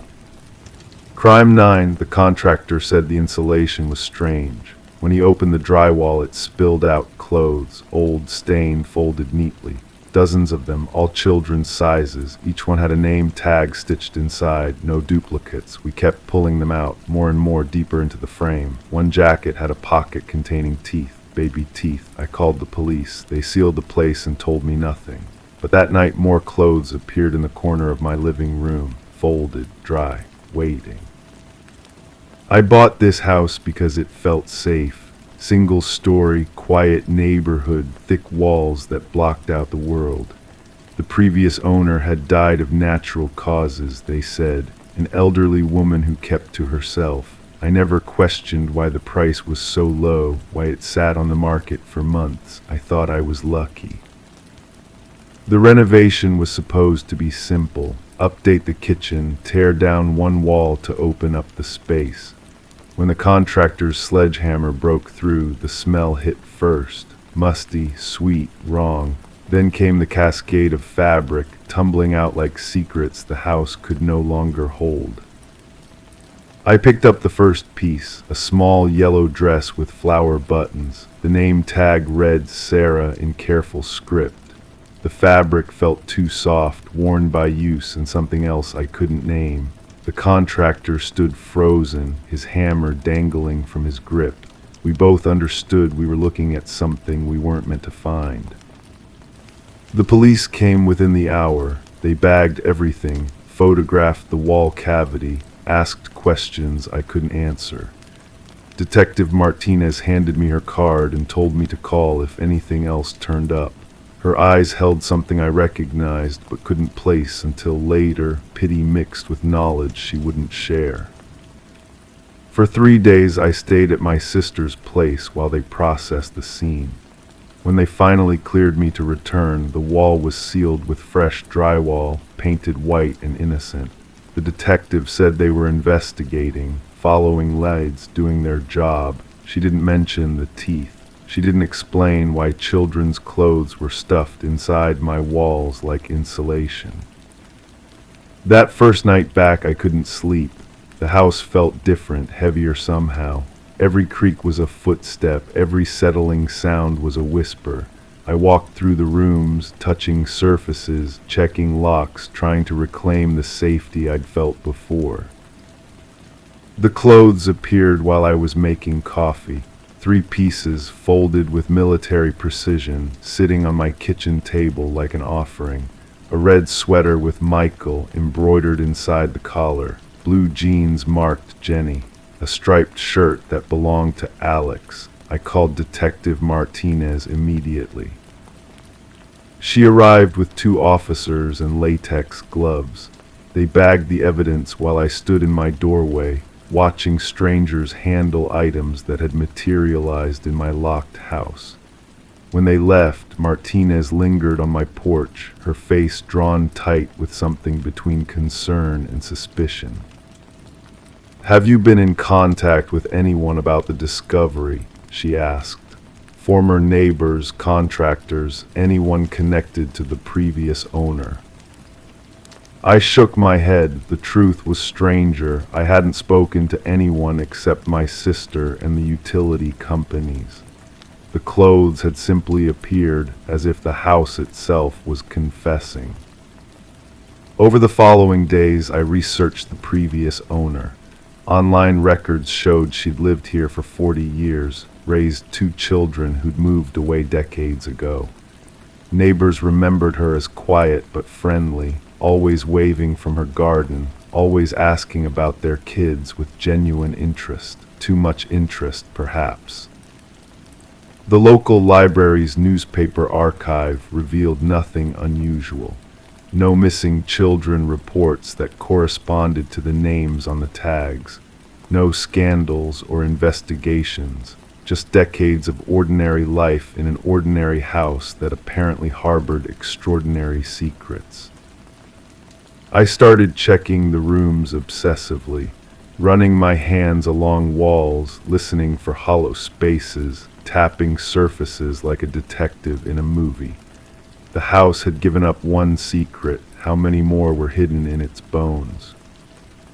The breakthrough came when I found the photo album tucked behind the water heater. Page after page of children I didn't recognize, smiling at birthday parties, playing in yards, wearing clothes that looked familiar. Too familiar. Each photo was dated, spanning decades. The elderly woman appeared in many of them, standing slightly apart, watching with eyes that seemed too focused, too hungry. Detective Martinez studied the album in my kitchen, her pen scratching notes across a yellow pad. She pointed to a girl in a yellow flowered dress, identical to the first piece we'd found in the wall. "This photo was taken 30 years ago," she said. "The girl's name was Sarah. She disappeared from a playground 6 blocks from here." Case went cold. The room tilted slightly. I gripped the table edge, feeling the weight of understanding settle over me like a shroud. The previous owner hadn't just collected clothes, she'd collected children's memories, maybe children themselves, and somehow the house was still giving them back. What happened to her, the woman who lived here? Martinez closed the album carefully, as if it might explode. Natural causes, like they said, heart attack in her sleep, but natural doesn't mean innocent. That night more clothes appeared, a pile this time, stacked neatly beside my bed. I didn't call the police. Instead, I sat on my floor and examined each piece, reading names I'd never heard but somehow recognized. The fabric held impressions of lives interrupted, games unfinished, bedtime stories cut short. The house wasn't just confessing, it was grieving. Each appearance of clothing felt like a memorial, a way of honoring children whose names might never be spoken aloud again. I understood then that I wasn't the victim of some supernatural haunting. I was the custodian of evidence, the unwitting keeper of secrets that someone had literally built into the walls of my home. Detective Martinez called a week later with news that felt both like closure and a beginning. They'd identified 7 of the children from the clothes and photos, all missing persons cases from different decades, different jurisdictions, all cold files that suddenly had new life breathed into them. But she didn't tell me what I already knew, that the investigation would stretch on indefinitely, that some questions have no satisfying answers, that some truths are too large for justice to hold. The elderly woman had taken her secrets with her, leaving only fragments behind for others to piece together. I still live in the house. The clothes have stopped appearing, but I feel their presence in every room. Sometimes I wonder if I'm living in a crime scene disguised as a home, or if every home contains crimes we're simply not equipped to see. The difference between safety and danger might just be the thickness of the walls and what we choose to look for behind them. The contractor never finished the renovation. Some walls, I've learned, are meant to stay closed. Story 10. The aging apartment exuded a sense of history, its walls holding secrets whispered through time. The heating system let out a low, mournful groan, the pipes rattling like bones, creating a symphony of familiar sounds that echoed through the corridors. To her, it was all part of the building's charm, a lullaby of creaks and sighs that lulled her to sleep each night. But one evening, as she drifted on the edge of dreams, a voice, soft and ethereal, drifted through the vents, brushing against her consciousness like a gentle caress. It wasn't the usual background noise of distant conversations or plumbing echoes. It was a whisper, a beckoning call that seemed to carry her name on a velvet breeze. Intrigued yet unnerved, she pressed her ear against the rusted vent grate, her heart quickening in her chest. A rush of cold air brushed past her cheek, a shiver running down her spine as the voice spoke again, almost teasingly, "I know you can hear me." Detective Morgan Shaw found herself in the heart of the vacant apartment, a silent observer amidst the bustling forensics team. Cameras clicked and flashed, capturing every detail of the scene before them. The missing woman, Alina Reeves, had been absent for a week, her absence only noticed when a faint scent began to permeate the hallways. Officer Patel relayed the details from his notepad, mentioning Alina's claims of voices from the vents that had been dismissed by the building management as mere quirks of an old building. Shaw, kneeling beside the vent, traced the deep gouges and scratch marks around its edges, a silent testament to someone's desperate attempt to escape from within. Alina, a beloved kindergarten teacher with a fondness for houseplants and a contagious smile, had left behind a void in the lives of those who knew her. Her disappearance, preceded by a growing sense of paranoia and unease, had left her loved ones grasping for answers. As Shaw delved deeper into Alina's world, she discovered a meticulously maintained apartment that bore the marks of a life abruptly halted.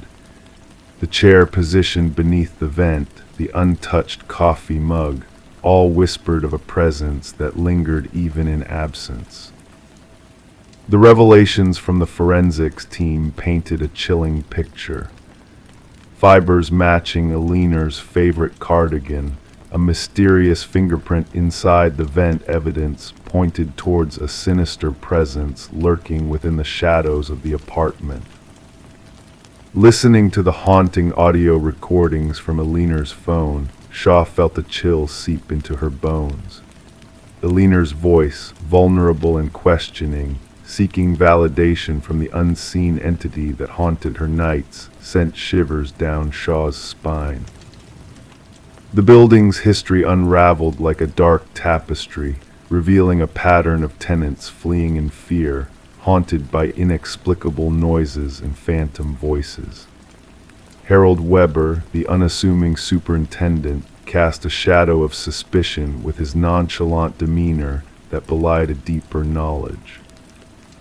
A hidden access panel in Alina's bathroom unveiled a secret passage snaking through the walls, a clandestine route that offered a voyeuristic glimpse into the lives of unsuspecting tenants.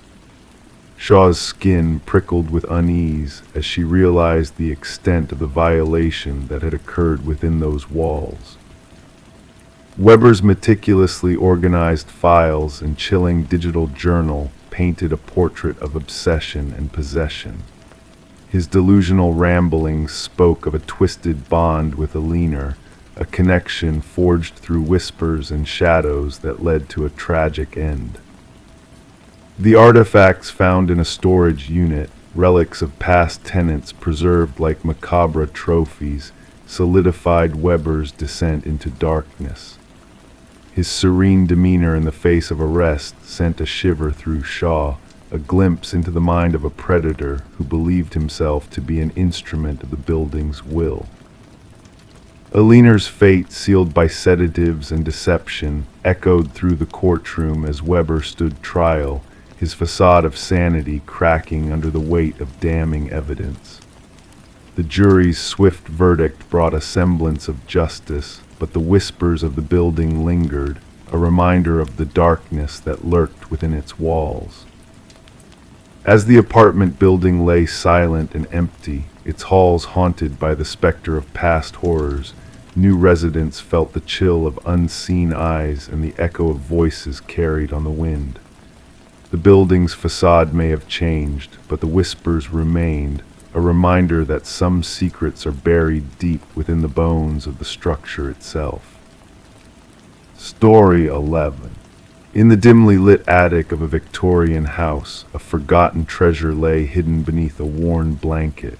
It was a porcelain doll, its delicate features showing the wear of time, with painted blue eyes that seemed to hold secrets of their own. Sarah and Michael, a young couple who had recently moved into the house, stumbled upon this mysterious doll and shared a laugh at its eerie appearance. Little did they know that night would mark the beginning of a haunting tale.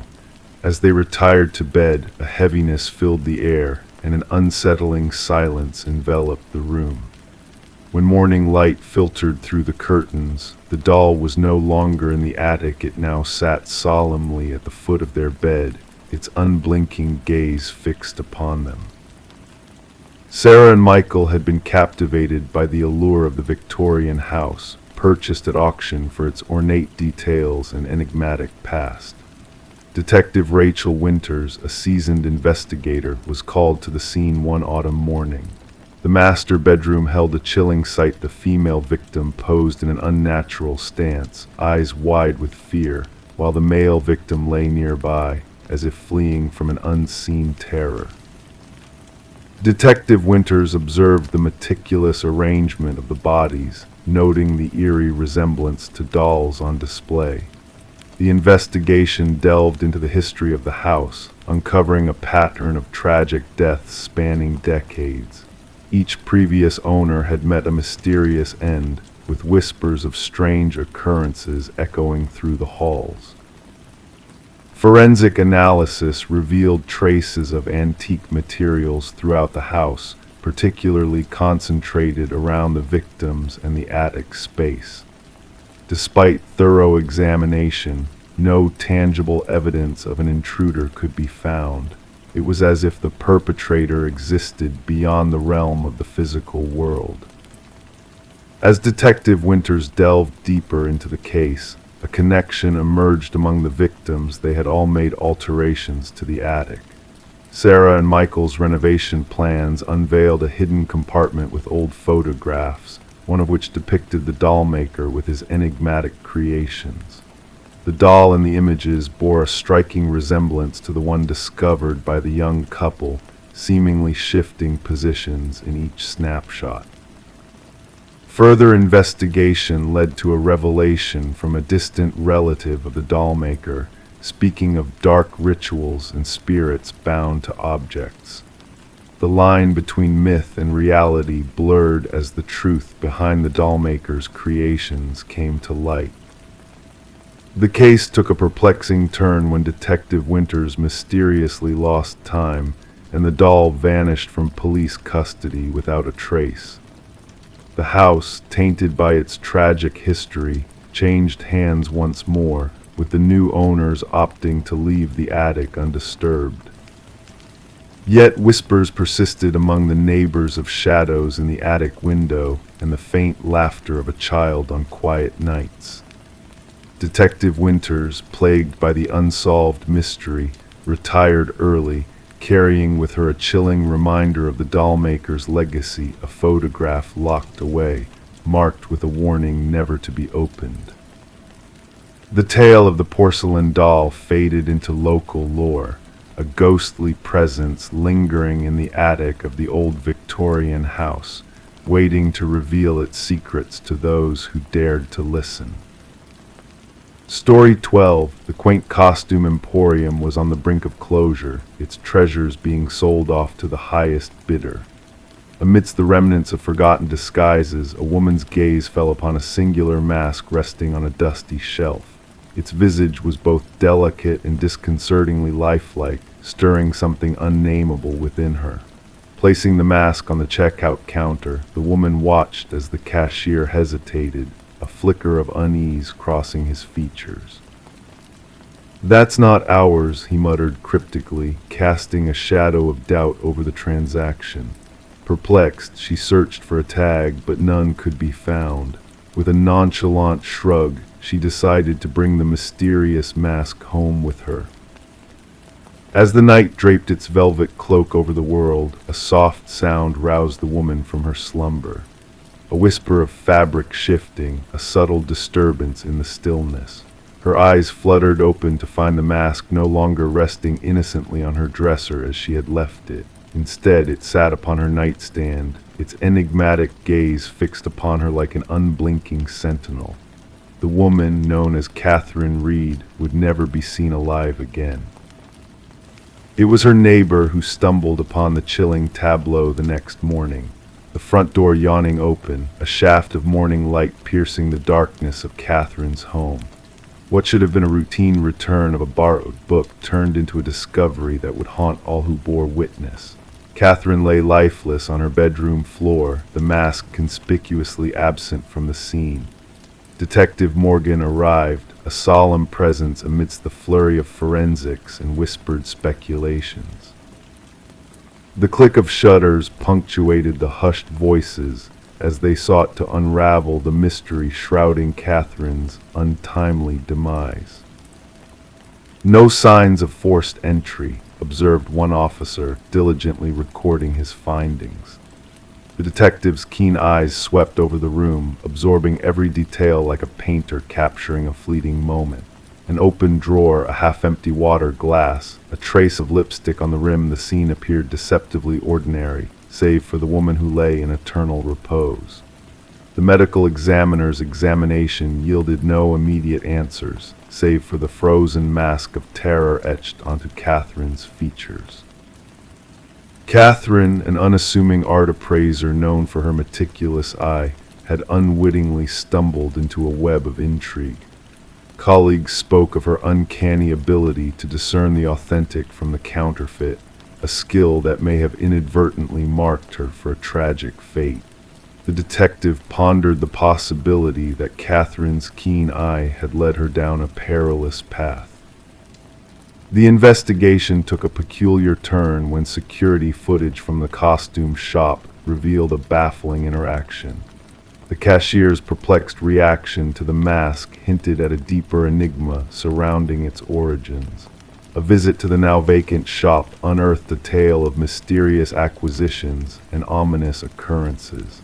The shop owner's nervous demeanor betrayed a darker truth lurking beneath the surface. Forensic analysis unearthed a chilling clue: microscopic fibers entwined in Catherine's grasp, a spectral echo of her final moments. The fibers, of an otherworldly nature, defied identification, hinting at a sinister presence intertwined with Catherine's fate. A pattern emerged as records of similar deaths came to light, each victim linked by the acquisition of an enigmatic mask and the specter of unrelenting terror. A retired detective, a custodian of forgotten secrets, shed light on the inexplicable. In a dimly lit room, a yellowed file revealed a haunting truth: ancient symbols hidden within the masks, a macabre connection to a ritual of soul transference. The journal concealed within Catherine's sanctuary unveiled a descent into madness, a descent fueled by the insidious influence of the mask. The revelation of cardiac arrest induced by sheer terror sent shivers down the spines of all involved. The mystery deepened as surveillance footage captured a chilling figure departing Catherine's abode, wearing a mask that mirrored her likeness in an uncanny, mechanical manner. A phantom imitator, a harbinger of doom, slipping into the night unnoticed. The elusive mask resurfaced months later in a distant vintage shop, evading grasp once more. The tendrils of its malevolence stretched across time and space, seeking new vessels for its insidious purpose. The detective, keeper of Catherine's harrowing tale, felt the weight of a truth too bizarre for conventional understanding. As night descended in a shroud of uncertainty, the detective found herself haunted by the specter of the mask's legacy. A chilling reminder of the cycle of death and transference that spanned centuries, a silent sentinel waiting to ensnare its next unwitting host. The mask lingered in the shadows, biding its time until the moment it would be unearthed again, its empty eyes hungry for the souls that dared to look within. Story 13. The calf had been his sanctuary for years. Same spot, same drink, same quiet solitude. The barista recognized his face, yet his identity remained a mystery to all. Then one day he failed to appear. When authorities investigated his usual table, they stumbled upon a forgotten wallet. Inside lay a driver's license with a photo, but devoid of a name or address, just an empty void where his identity should have resided. As they scrutinized the security footage, a baffling truth emerged. He had entered, he had sat down, but he had never departed. Detective Sarah Mercer ran her fingers over the cold metal table as she replayed the surveillance footage once more. The enigmatic figure now dubbed John Doe in the case records seemed ordinary on screen. Average in height, unassuming in appearance, draped in a navy coat and carrying a weathered leather bag, his unremarkable demeanor made his vanishing act all the more chilling. "Play it again," she instructed the tech expert. The recording depicted John entering the cafe during the bustling morning hours. He ordered his usual black coffee, sans sugar, and settled at the secluded corner table, partially obscured by foliage. There he sat, retrieved a notebook from his bag, and began to write. Occasionally he would take a sip of his coffee and gaze out the window. Then came the pivotal moment. He placed his wallet on the table, rose, and headed towards the restroom corridor. However, he never reappeared at his table. He never emerged through any exit. He simply evaporated into thin air. "Inspect the bathroom footage," Mercer directed. "Here's the thing," the specialist responded. "There's no record of him entering any restroom. We've scoured every camera angle. It's as if he dissolved into the ether." Back at the precinct, Mercer spread out the contents of the wallet on her desk. The driver's license photo matched the enigmatic man, yet the personal details were conspicuously absent, replaced by blank spaces. The credit cards lacked names, only sporting 16-digit numbers that led to non-existent accounts when traced. Neatly arranged cash of various denominations, a receipt from the cafe dated 3 days prior, and a solitary business card devoid of text except for a faintly printed phone number in gray ink. When Mercer dialed the number, the call connected, yet silence greeted her on the line. The sound of rustling paper, perhaps the turning of pages, filled the void. After 30 seconds, the call abruptly ended. The barista who had served John for years could offer little insight. He seldom spoke, always courteous, generous with tips. I believe he may have had an accent, but he spoke so softly it was hard to discern. Did he interact with anyone here, engage in conversations? Mercer inquired. Never, always solitary, always engrossed in writing in that notebook. The notebook lay on the table beside the abandoned wallet. Its pages were filled with what seemed to be coded or encrypted text. Cryptographers from the department struggled to decipher it.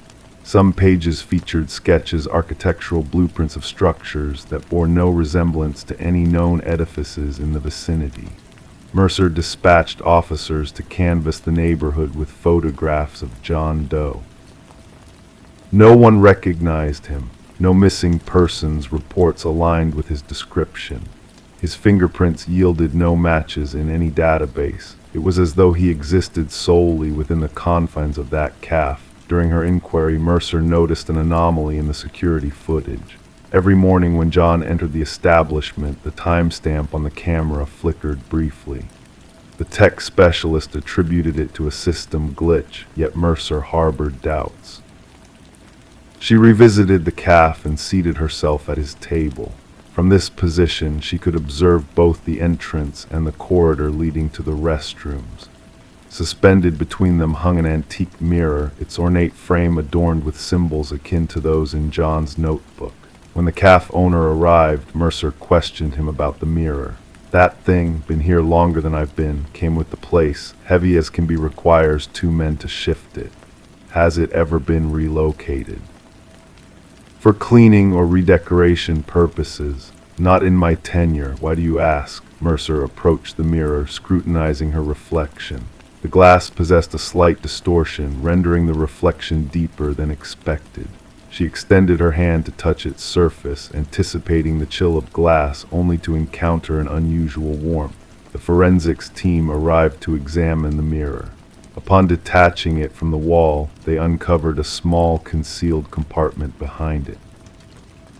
Within lay a stack of identical wallets, each containing a driver's license with the same photo but void of personal details.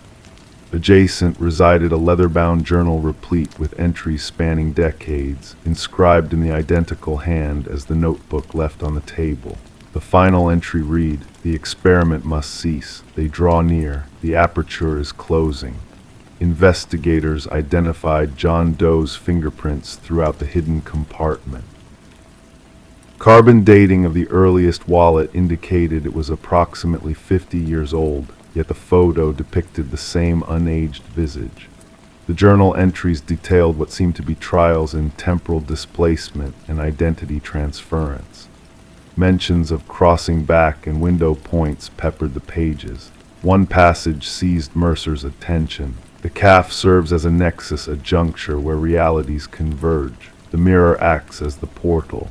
When alignment occurs, traversal becomes viable. As the probe intensified, peculiar occurrences unfurled around the calf. Patrons reported witnessing their reflections moving independently in the window panes.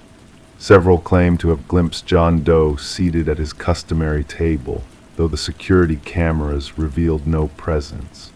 A breakthrough in the case materialized when an elderly woman reached out to the police station inquiring about the investigation. She introduced herself as Margaret Keller, a former physicist who had participated in classified governmental projects. Recognizing John Doe from media reports, she divulged his name was Daniel Weston, a brilliant theoretical physicist who vanished while engaged in an experimental endeavor involving quantum mirror surfaces capable of enabling matter to traverse between parallel realities. Keller furnished documents indicating Weston had been presumed deceased following a laboratory mishap. The date of his disappearance aligned with the earliest entry in the journal found behind the mirror. He posited that our reality is merely one facet of myriad coexisting dimensions, Keller elaborated. He hypothesized that certain locales served as vulnerable points between these realms, locales where one could potentially traverse. Mercer revisited the calf armed with this newfound knowledge. The structure she unearthed was erected on land that had previously housed the research facility where Weston had twalled. The calf had been constructed directly atop the laboratory from which he had vanished.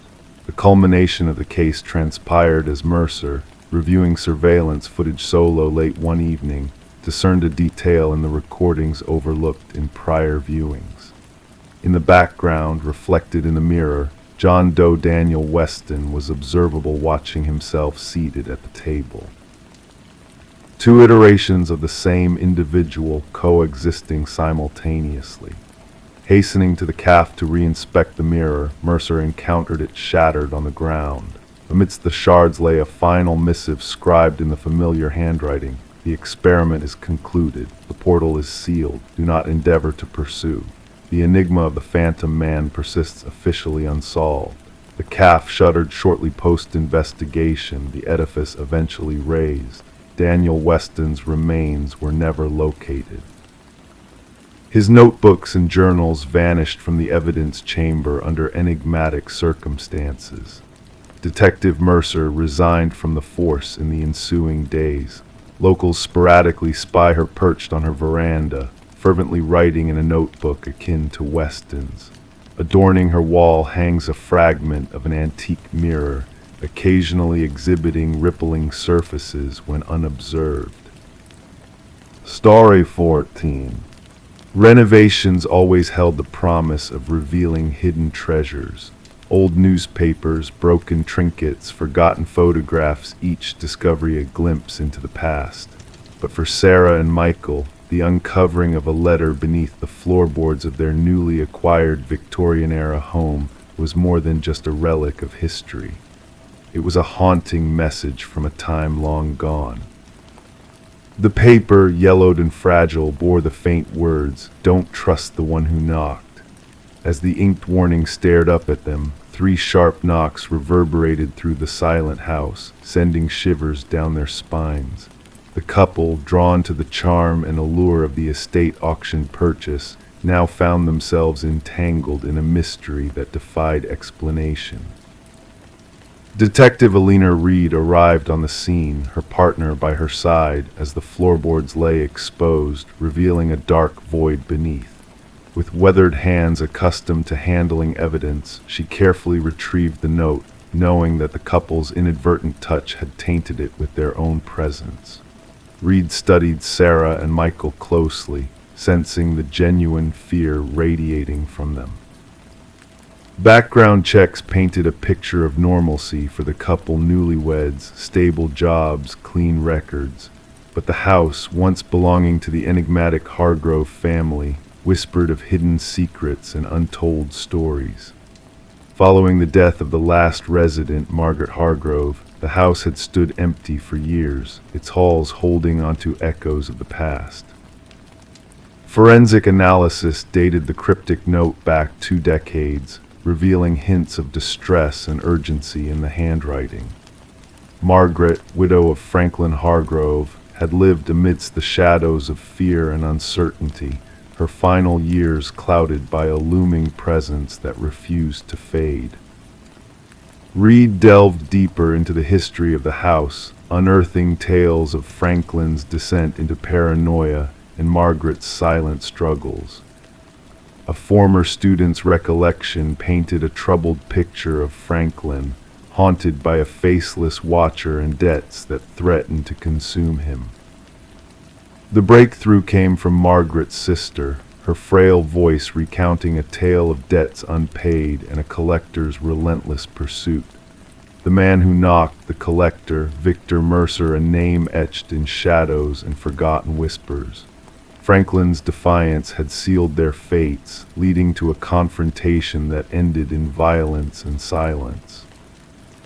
Forensic teams descended upon the house once more, unraveling the secrets hidden beneath the floorboards. A grim discovery awaited them: a skeleton, fractured and forgotten, buried beneath the foundation. Victor Mercer, the collector turned victim, finally found his voice in death, revealing the grim truth of his disappearance.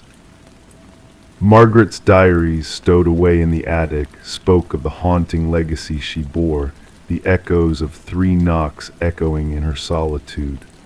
Her silence was not out of malice, but out of fear and loyalty to a husband lost to darkness. The case, pieced together through fragments of the past and whispers of the dead, found its resolution. Justice, though delayed, was served as the remains of Victor Mercer found their way back to the light. Sarah and Michael, unable to bear the weight of the house's history, chose to part ways with the estate, leaving it to the ghosts of the past. The renovations halted, the halls fell into silence, a testament to the mysteries that lingered within its walls. Rumors whispered of nights when 3 distinct knocks punctuated the stillness, a reminder of the secrets buried deep within the house's foundations. Detective Reed closed the case, her final report acknowledging the unsolved questions that lingered, the shadows that refused to dissipate. The note, now stored away as evidence, bore a chilling message that reverberated through time. Don't trust the one who knocked. Margaret's cryptic warning, a legacy of fear and uncertainty, remained etched in the walls of the vacant house, a silent witness to a past that refused to be forgotten. Story 15. The apartment lay dormant for months, its emptiness cloaked in silence. When the new tenants crossed its threshold, they anticipated nothing more than layers of dust and perhaps a scattering of forgotten furniture. However, one door resisted all attempts to yield, stubbornly locked from within. With a sense of foreboding, the landlord finally coerced it open, expecting to reveal a mere collection of old coats or discarded trinkets. What they discovered within, though, chilled them to the core. The walls bore witness to a haunting tale, etched with deep, jagged scratches that spoke of desperation and confinement. Nestled in the corner, an antiquated flip phone lay dormant, its battery long drained save for a solitary, unread message glowing eerily on the screen. Detective Morgan Shaw, a seasoned investigator accustomed to the macabre, felt a shiver race down her spine at the sight before her. It wasn't the absence of blood or overt violence that unnerved her, but rather the silent screams that echoed from those savage marks a poignant testament to someone's harrowing struggle for freedom. "We need forensics on site immediately," she instructed her partner, Officer Reed, who was already documenting the haunting evidence. "And gather all information on the previous tenants." The message on the phone, stark in its simplicity, whispered ominous words, "I know what you did."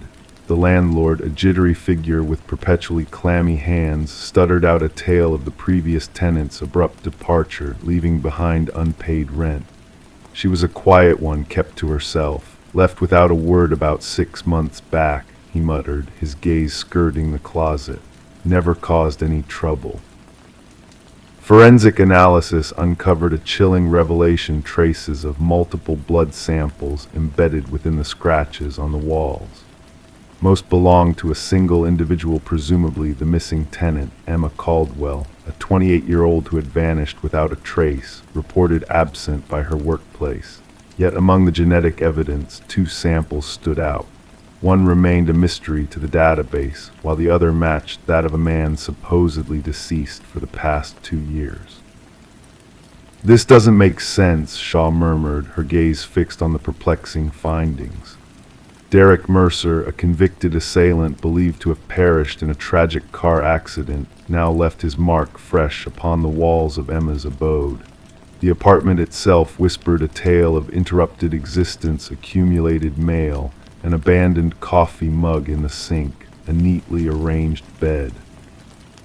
Phone records unveiled a pattern of communication abruptly severed, interspersed with a flurry of calls from an unidentified number leading up to Emma's disappearance. The sister mentioned a mysterious boyfriend, Officer Reed divulged. No name, just described as intense and private. Surveillance footage captured Emma's return to her building one fateful night, shadowed shortly after by a figure cloaked in anonymity, his features concealed beneath a baseball cap.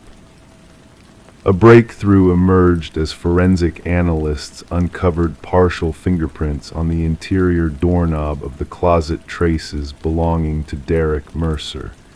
He staged his death, Shaw surmised. But why, and what ties him to Emma?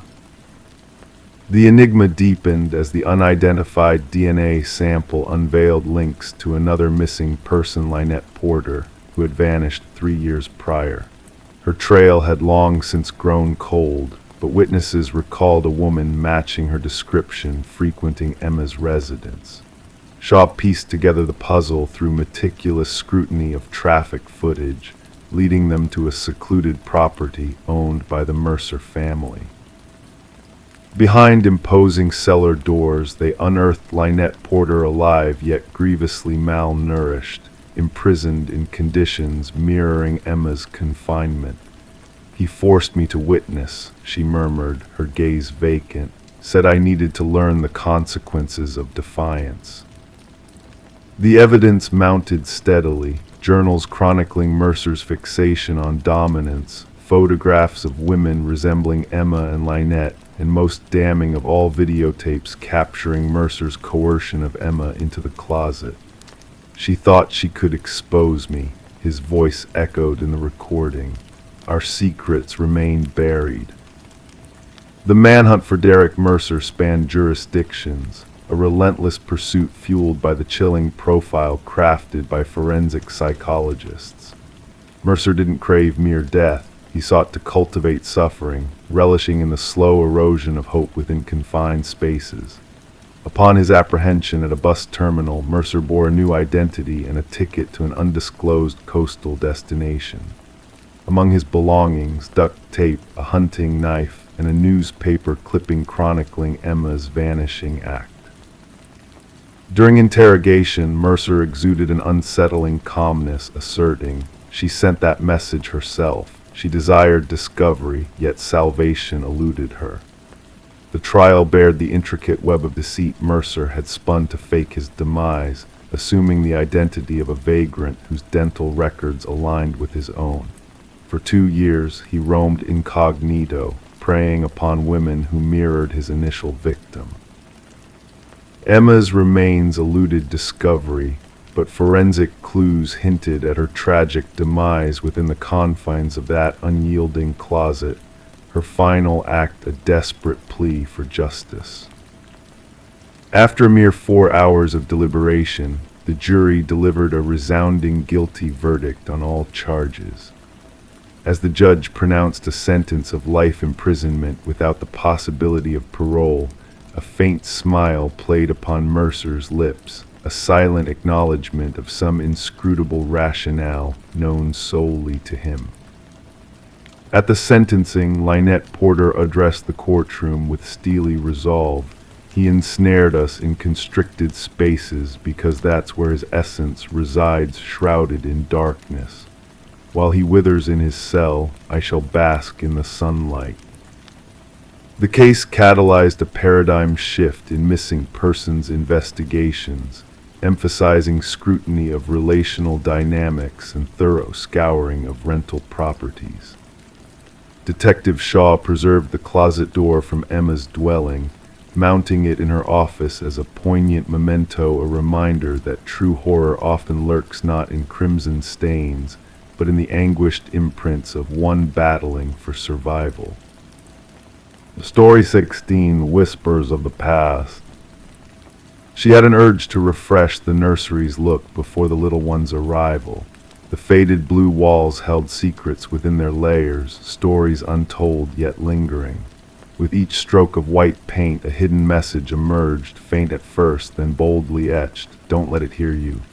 Her heart skipped a beat as she took a step back, noticing something unsettling, the tiny handprints imprinted in the fresh paint, too high for a child to reach. This discovery at the Morgan residence nursery marked the start of what would be known as the Whispering House case. The young couple had bought the Victorian home at an unbelievably low price, unaware of its dark past. Detective Sarah Klein arrived at the door, greeted by a pregnant woman in paint-splattered overalls, exhaustion evident in her eyes. Trembling, she recounted the eerie findings, the hidden message, and the mysterious handprints. The woman revealed that the previous owners had vanished overnight, leaving behind only essentials in their hasty departure. Detective Klein, notebook in hand, explored the historic house, the floorboards creaking under her steps. In the nursery, the unfinished paint job exposed the cryptic message and the child-sized handprints, frozen in time. Back at the precinct, the detective delved into the property's history. The house had changed hands numerous times, each family staying briefly. Child welfare reports hinted at strange occurrences, children hearing whispers and feeling watched. Further research unveiled the home's connection to Eleanor Blackwood, a widow who once ran an orphanage on the premises. Eleanor's dark past resurfaced, a sealed room behind the nursery wall, belongings of missing children but no bodies. Residents' accounts revealed a pattern of unsettling events culminating in the chilling message under the paint. The forensic linguist linked the writing to Eleanor, and the handprints remained a haunting mystery. The investigation took a grim turn as the technician discovered anomalies beneath the basement floor, 5 child-sized shapes. Breaking through the concrete revealed a harrowing truth. The remains of the missing orphans, victims of Eleanor's twisted experiments. Luminol exposed countless handprints in the nursery, a silent plea from the past. Eleanor's journals laid bare her macabre intentions, believing in the children's life force. The victims were finally laid to rest, their names etched in history as murder victims, not runaways. The house, tainted by its past, stood empty as the couple refused to return. Detective Klein closed the case, haunted by the glowing handprints and the whispered secrets of the nursery walls. The house, condemned and forsaken, held onto its dark history, a reminder that some crimes linger beyond closure. The echoes of children's voices persisted, unheard by human ears, a chilling legacy of a house steeped in tragedy. Story 17. The aged apartment had its peculiarities: pipes that groaned, floorboards that creaked, but the fresh tenant sensed that what she heard wasn't ordinary. The footsteps were too methodical, too deliberate. They emanated from above, slow and measured, yet she resided on the topmost floor. One night she mustered the courage to tap on the ceiling with a broomstick. The sound ceased, a hush settled in.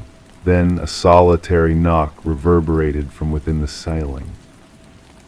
Sarah Coleman chose not to disclose the knocking incident to anyone. She convinced herself it was merely the building settling, or perhaps a small creature that had found its way into the attic space. Even as the footsteps persisted night after night, she adjusted, cranking up her television volume, donning headphones to bed, anything to drown out the rhythmic footfalls that roamed her ceiling in the darkness. Detective Morris was first notified about the apartment when a maintenance worker stumbled upon a concealed crawlspace during routine repairs. The worker had removed a portion of drywall in the hallway outside Sarah's apartment to fix a water leak. Behind it, he uncovered a narrow passage that shouldn't have existed according to the building plans. When he shone his flashlight inside, the beam illuminated a makeshift living area: food wrappers, water bottles, a soiled blanket, and a small notebook. The building superintendent promptly contacted the police. Detective Morris arrived with his partner, Detective Rivera, to find the maintenance worker pallid and trembling. "Someone's been living in the walls," he kept muttering. "Someone's been watching." The notebook contained meticulous observations of Sarah Coleman, her daily routine, her visitors, what she dined on, what shows she watched, when she bathed, when she slept. The handwriting began neatly but grew increasingly erratic toward the final pages, with peculiar symbols appearing in the margins. "The subject no longer responds to my signals," read the concluding entry. "She has chosen to ignore me. No one ignores me." Forensics teams combed the crawlspace and discovered fingerprints that matched no records in any database. They unveiled a complex network of passages integrated into the walls and ceilings of the building, some dating back decades as per structural analysis. The passages linked to 5 different apartments, but terminated in viewing points: tiny holes camouflaged as fixtures or minor damage in only one: Sarah Coleman's. The investigative team interviewed current residents. None reported anything out of the ordinary beyond the usual noises of apartment living. Former residents recounted a different narrative. 3 prior tenants of Sarah's apartment recounted feeling watched or hearing inexplicable movements. One had vacated after merely 2 weeks. None had disclosed their experiences, fearing they would come off as paranoid. The breakthrough in the case unfolded when forensics uncovered minuscule blood spatter in one of the crawl spaces. DNA analysis tied it to Martin Weaver, a former resident who had vanished without a trace 4 years earlier. His family had filed a missing persons report, but the case had gone cold. He had resided in the apartment directly beneath Sarah's. Detective Morris revisited Martin's disappearance. According to neighbors, Martin had grumbled about noises above his apartment. He had confronted the tenant living above him at the time, a reserved man named Edward who kept to himself. Shortly after, Martin disappeared. Edward relocated the following month, leaving no forwarding address. Investigators traced Edward's rental history and unearthed a pattern. He had dwelled in 6 different apartment buildings over 20 years. In each instance, he had requested top-floor units, forged few social connections, and eventually departed without notice. A neighbor from his third abode remembered him as intense and recollected his frequent complaints about needing silence. The investigators unearthed property records indicating that Edward had procured remote rural land. Upon reaching the location, they stumbled upon a cabin with walls adorned with photos and notes. Snapshots of residents from various apartment buildings, including Sarah Coleman and Martin Weaver. Maps of ventilation systems and structural vulnerabilities. Detailed journals delineating observations of the specimens and maintaining the habitat. In the heart of the cabin stood a corkboard with newspaper clippings, missing persons reports, 6 of them, all former apartment residents from buildings where Edward had resided. Deep gouges marred the wooden floor beneath the board, as if something hefty had been dragged repeatedly. Behind the cabin, cadaver dogs led investigators to a freshly disturbed patch of earth. Excavation unveiled human remains, and then another grave, and another. As forensic anthropologists commenced the somber task of identifying the victims, Detective Morris revisited Sarah's apartment building. The crawl spaces had been sealed off, yet residents still reported sporadic noises. Maintenance workers installing new security systems chanced upon something tucked into a corner where the ceiling met the wall in the hallway, a small notebook, newer than the initial one discovered. The first page bore only one line: "They found my old nest, but not my new one." The writing mirrored the previous notebook. The final page held a rudimentary sketch of Sarah's apartment layout with a new passage delineated in red, and a date for that night. Officers hastened to evacuate Sarah, but found her apartment deserted. Her phone rested on the kitchen counter. Her television remained on. Her shower was running. In the bathroom, steam fogged the mirror. As it dissipated, a message materialized, inscribed by a finger on the glass: "Look up." The ceiling panel above the shower had been removed. The manhunt for Edward persists. Investigators have identified him as Edward Mercer, former construction worker specializing in renovations. His understanding of building structures had enabled him to fashion his covert network of observation points and passages. Thermal imaging scans of Sarah's building disclosed no signs of current habitation within the walls. Sarah Coleman remains missing. Her case has been linked to similar vanishings across multiple states. Authorities have issued alerts to apartment building managers regarding unauthorized alterations and concealed spaces. The image that preys on Detective Morris most is not the graves or the journals or even the images of unsuspecting residents. It's the contemplation of Sarah, night after night, hearing those footsteps above her in an apartment with no upstairs neighbor. The footsteps that ceased when she knocked, and then replied with a knock. Sometimes at night, alone in his own abode, Detective Morris finds himself gazing up at his ceiling, listening, waiting, and pondering who else might be listening too. Story 18. In the quiet of the night, a gentle flicker danced upon the baby monitor's screen, a fleeting anomaly that caught the mother's attention. At first, she brushed it off as mere interference, a glitch in the technology that often plagued modern devices. But then the tranquility shattered as the audio crackled, and a voice, soft as a whispering breeze, floated through the speakers. "SHHH, go back to sleep." A chill crept down her spine, her heartbeat quickening with a sense of unease that gripped her soul. With trembling hands and a racing heart, she dashed to her son's room, each step echoing in the silent house like a drumbeat of dread. The mother flung open the door, her eyes wide with fear, only to find the crib empty, the covers undisturbed. Panic clawed at her chest as she scanned the room, searching desperately for any sign of her precious child. The window remained shut, the door securely locked, yet the nursery held an eerie stillness, broken only by the sight of a lone stuffed rabbit lying abandoned on the floor, its dark eyes fixed upon her in silent accusation. In a frenzy of terror, she screamed until her voice was raw, the sound piercing the night and summoning help from the concerned neighbors.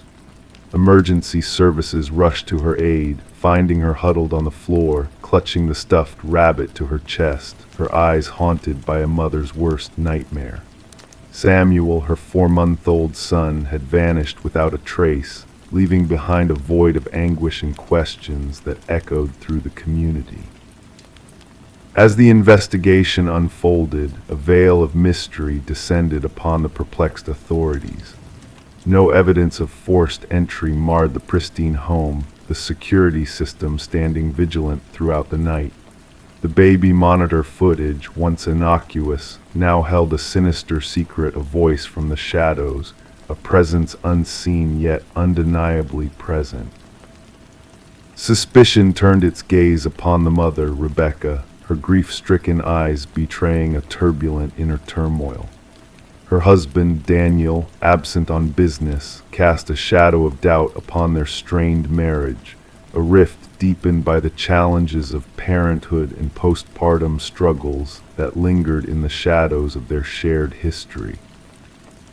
Amidst the whispers of a community in turmoil, a glimmer of hope emerged, a clue, subtle yet significant, discovered by the meticulous forensic team. Microscopic fibers, foreign to the household, clung to the nursery windowsill, a silent witness to an intruder's silent entry. A rare climbing rope, its fibers a testament to a skilled trespasser's daring, hinted at a clandestine approach from outside the secure walls of the home. The focus shifted, revealing a new suspect in the form of Daniel, returning from his business trip with a shadow of guilt etched upon his features. Unusual calluses, remnants of a newfound hobby in rock climbing, raised eyebrows among the investigators, painting a portrait of a man with hidden depths and hidden motives. Financial records whispered of secrets buried deep, a life insurance policy taken out on young Samuel, a web of deceit spun with threads of betrayal and greed. Phone calls to an unknown number, a second family unknown to Rebecca, painted a portrait of a man leading a double life, a man with more to lose than he dared to admit. And then the truth unfurled like a dark flower in bloom, its petals stained with lies and deception. The baby monitor, a silent witness to a mother's anguish, held within its digital heart the key to unlocking a sinister plot. Hacked, manipulated, its signal twisted to deceive, it led the investigators to a basement, a hidden chamber of secrets where a woman named Elaine cradled young Samuel in her arms. Elaine, a ghost from Daniel's past, a specter of loss and longing, emerged from the shadows with vacant eyes and a heart heavy with sorrow. Her connection to Daniel, a twisted tale of obsession and betrayal, painted a portrait of a woman driven to desperate measures by a love lost and a child stolen.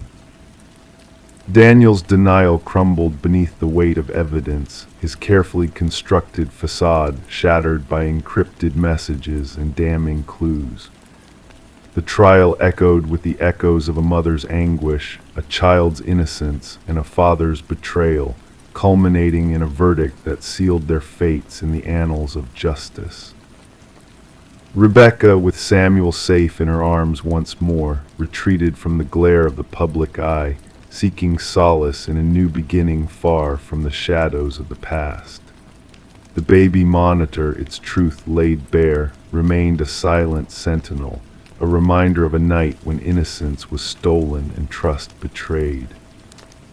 As the years passed, Samuel grew unaware of the darkness that once shadowed his infancy, his mother's love a shield against the echoes of a past best left forgotten.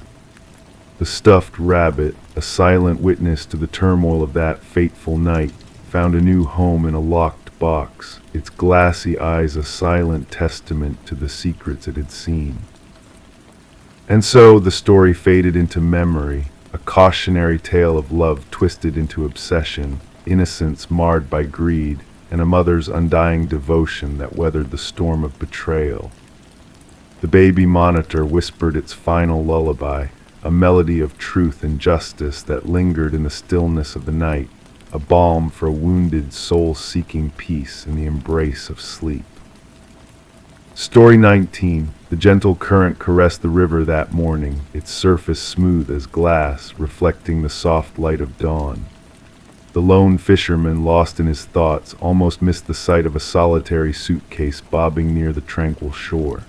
Initially dismissing it as a mere cast-off, perhaps filled with discarded clothes, his curiosity piqued as he approached, and a pungent odor wafted towards him, thick, cloying, haunting. The suitcase was bound in chains, its once sharp edges now weathered and rusted by time and exposure. When the authorities pried it open, their grim discovery sent shivers down their spines. It held not garments, but a macabre collection of hair, fingers frozen in a haunting grip, and nestled at the bottom, a chilling note: this isn't the first. Detective Sarah Mercer arrived at the scene, a handkerchief pressed delicately to her nose, a silent observer of the eerie tableau before her. The victim, a woman in her mid-30s, her dark hair now sodden and skin pallid from the river's embrace, lay in a state of eerie repose. The meticulous work of the medical examiner unfolded methodically, capturing every minute detail before the body was gently lifted from its watery grave. It wasn't the manner of disposal that struck Mercer, but the unsettling care taken with the victim's presentation: manicured nails, freshly styled hair, clad in luxurious attire. She wasn't brought here to be killed, Mercer mused, her gaze fixed on the lapping waters against the muddy banks. She was meticulously prepared, displayed. The victim was identified as Catherine Walsh, a successful real estate agent renowned for her dealings in high-end properties. Divorced, childless, she led a solitary life in an affluent neighborhood. Colleagues painted a portrait of a driven, detail-oriented woman, fiercely private in her personal affairs. Her abrupt disappearance, noted by her assistant when she failed to show for a crucial showing with affluent clients, raised alarm bells.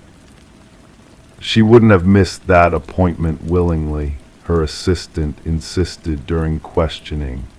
That sale would have been the pinnacle of her career.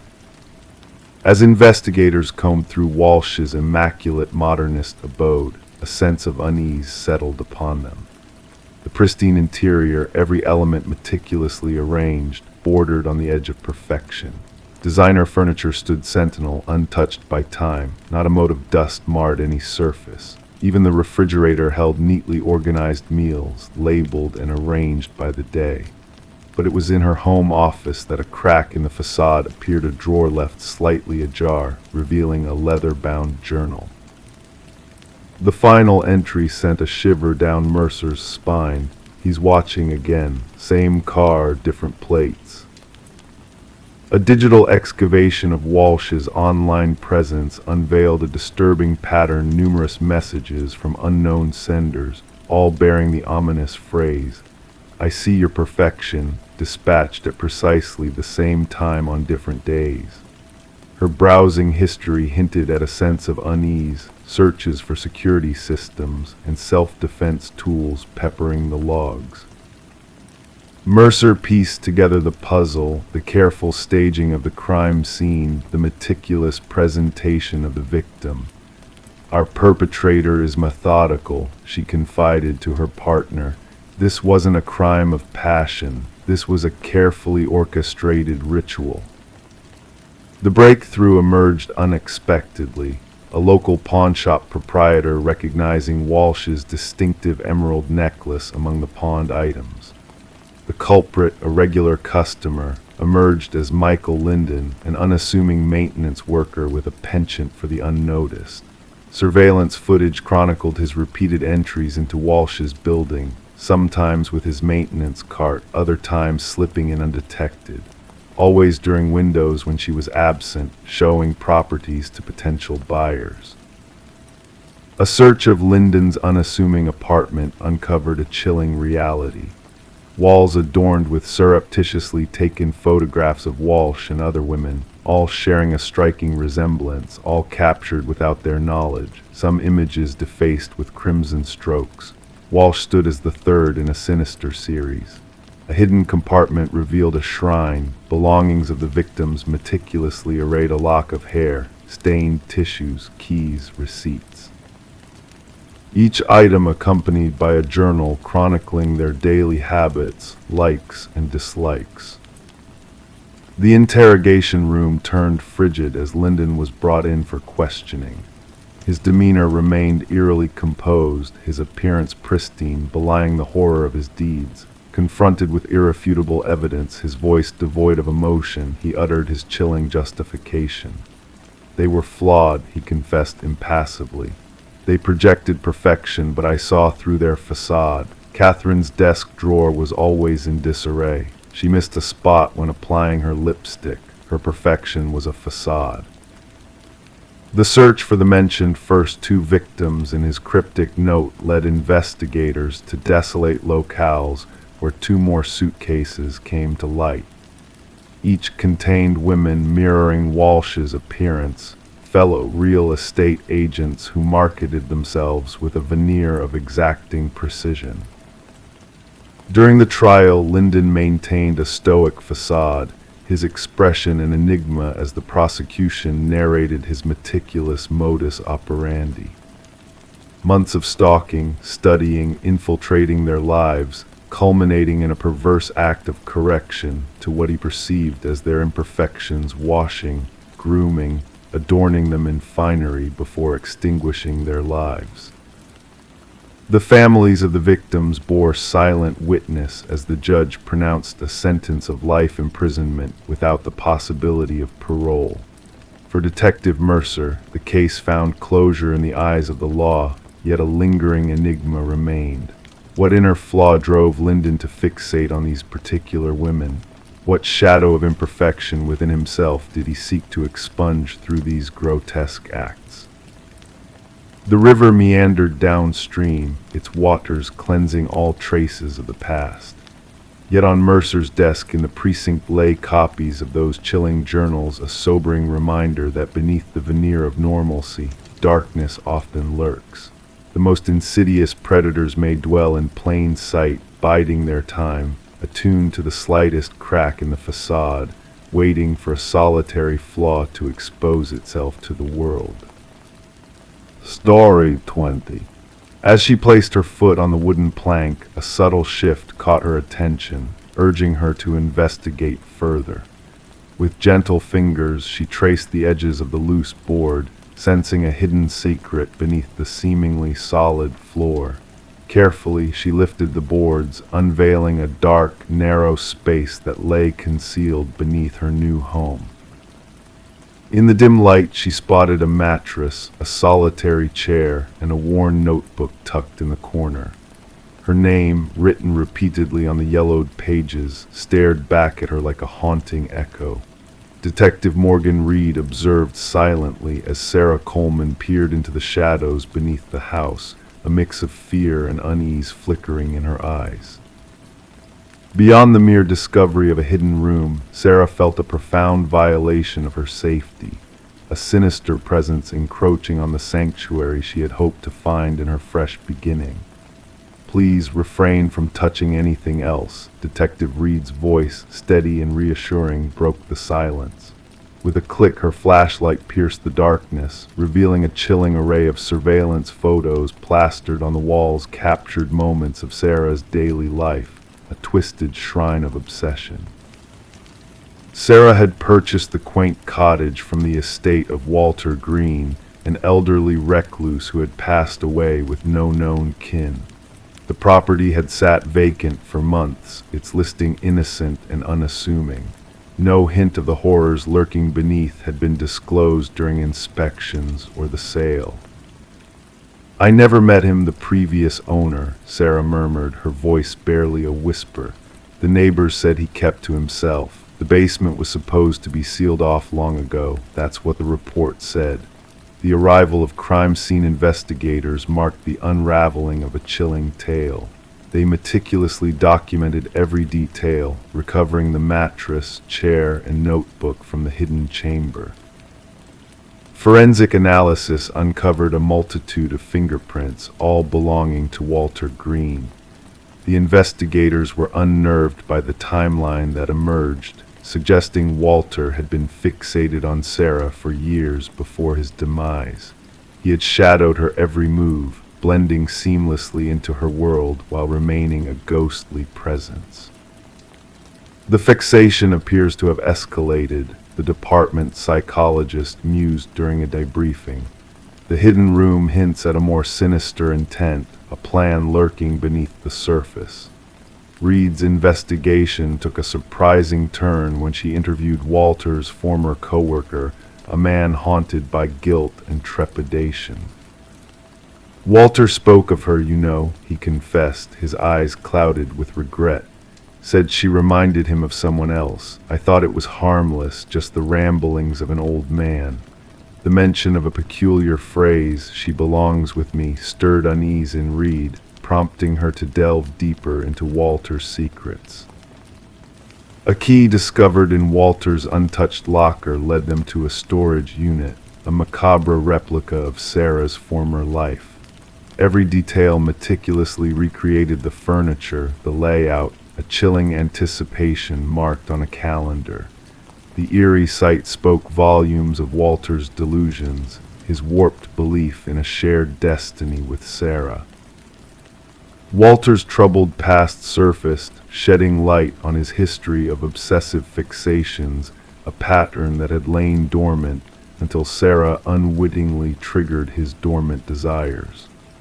The revelation painted a haunting picture of a man consumed by a fantasy that had spiraled into a chilling reality.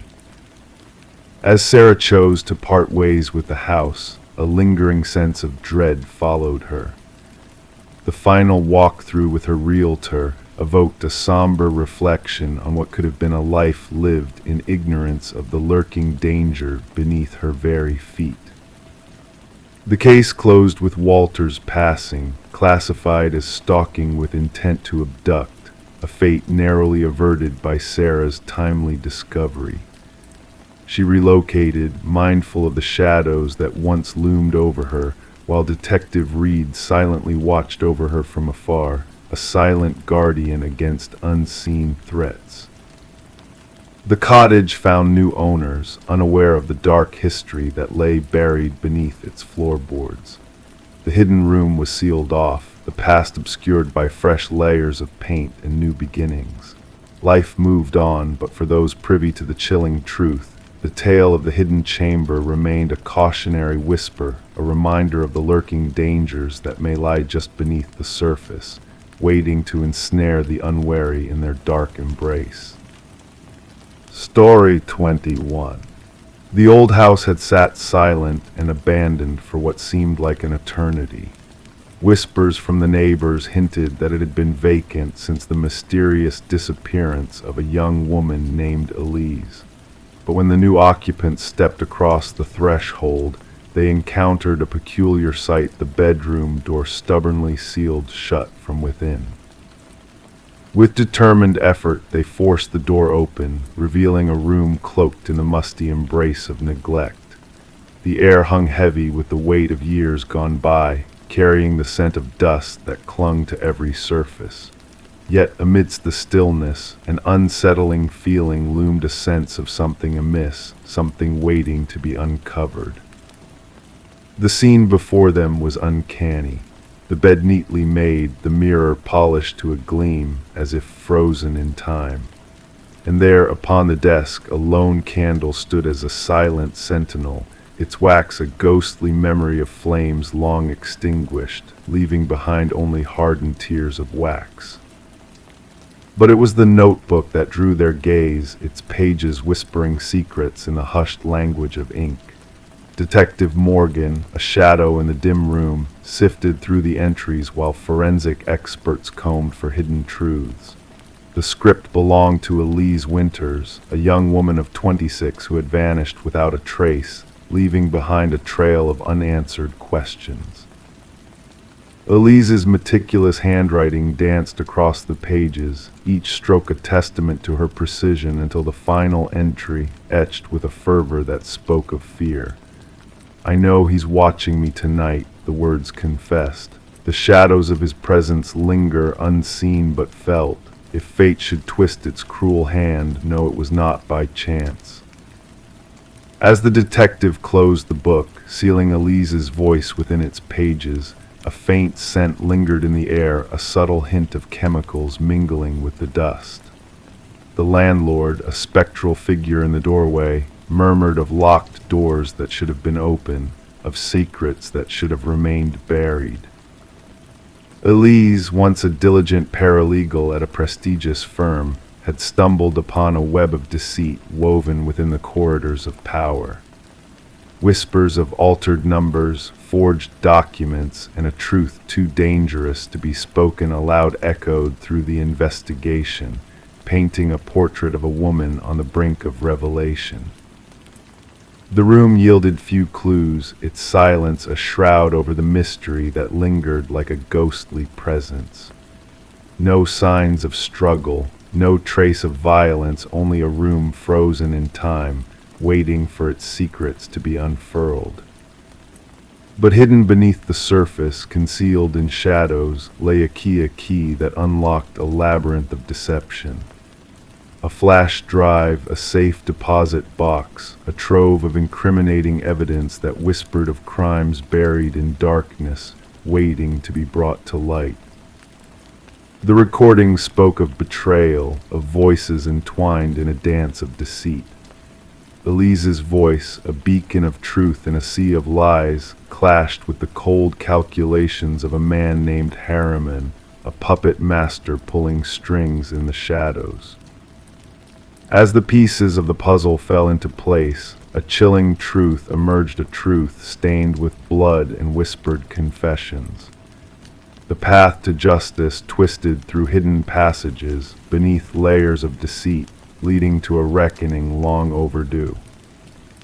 Vincent Harriman, a man of power and privilege, stood at the precipice of his undoing, his facade crumbling under the weight of evidence stacked against him.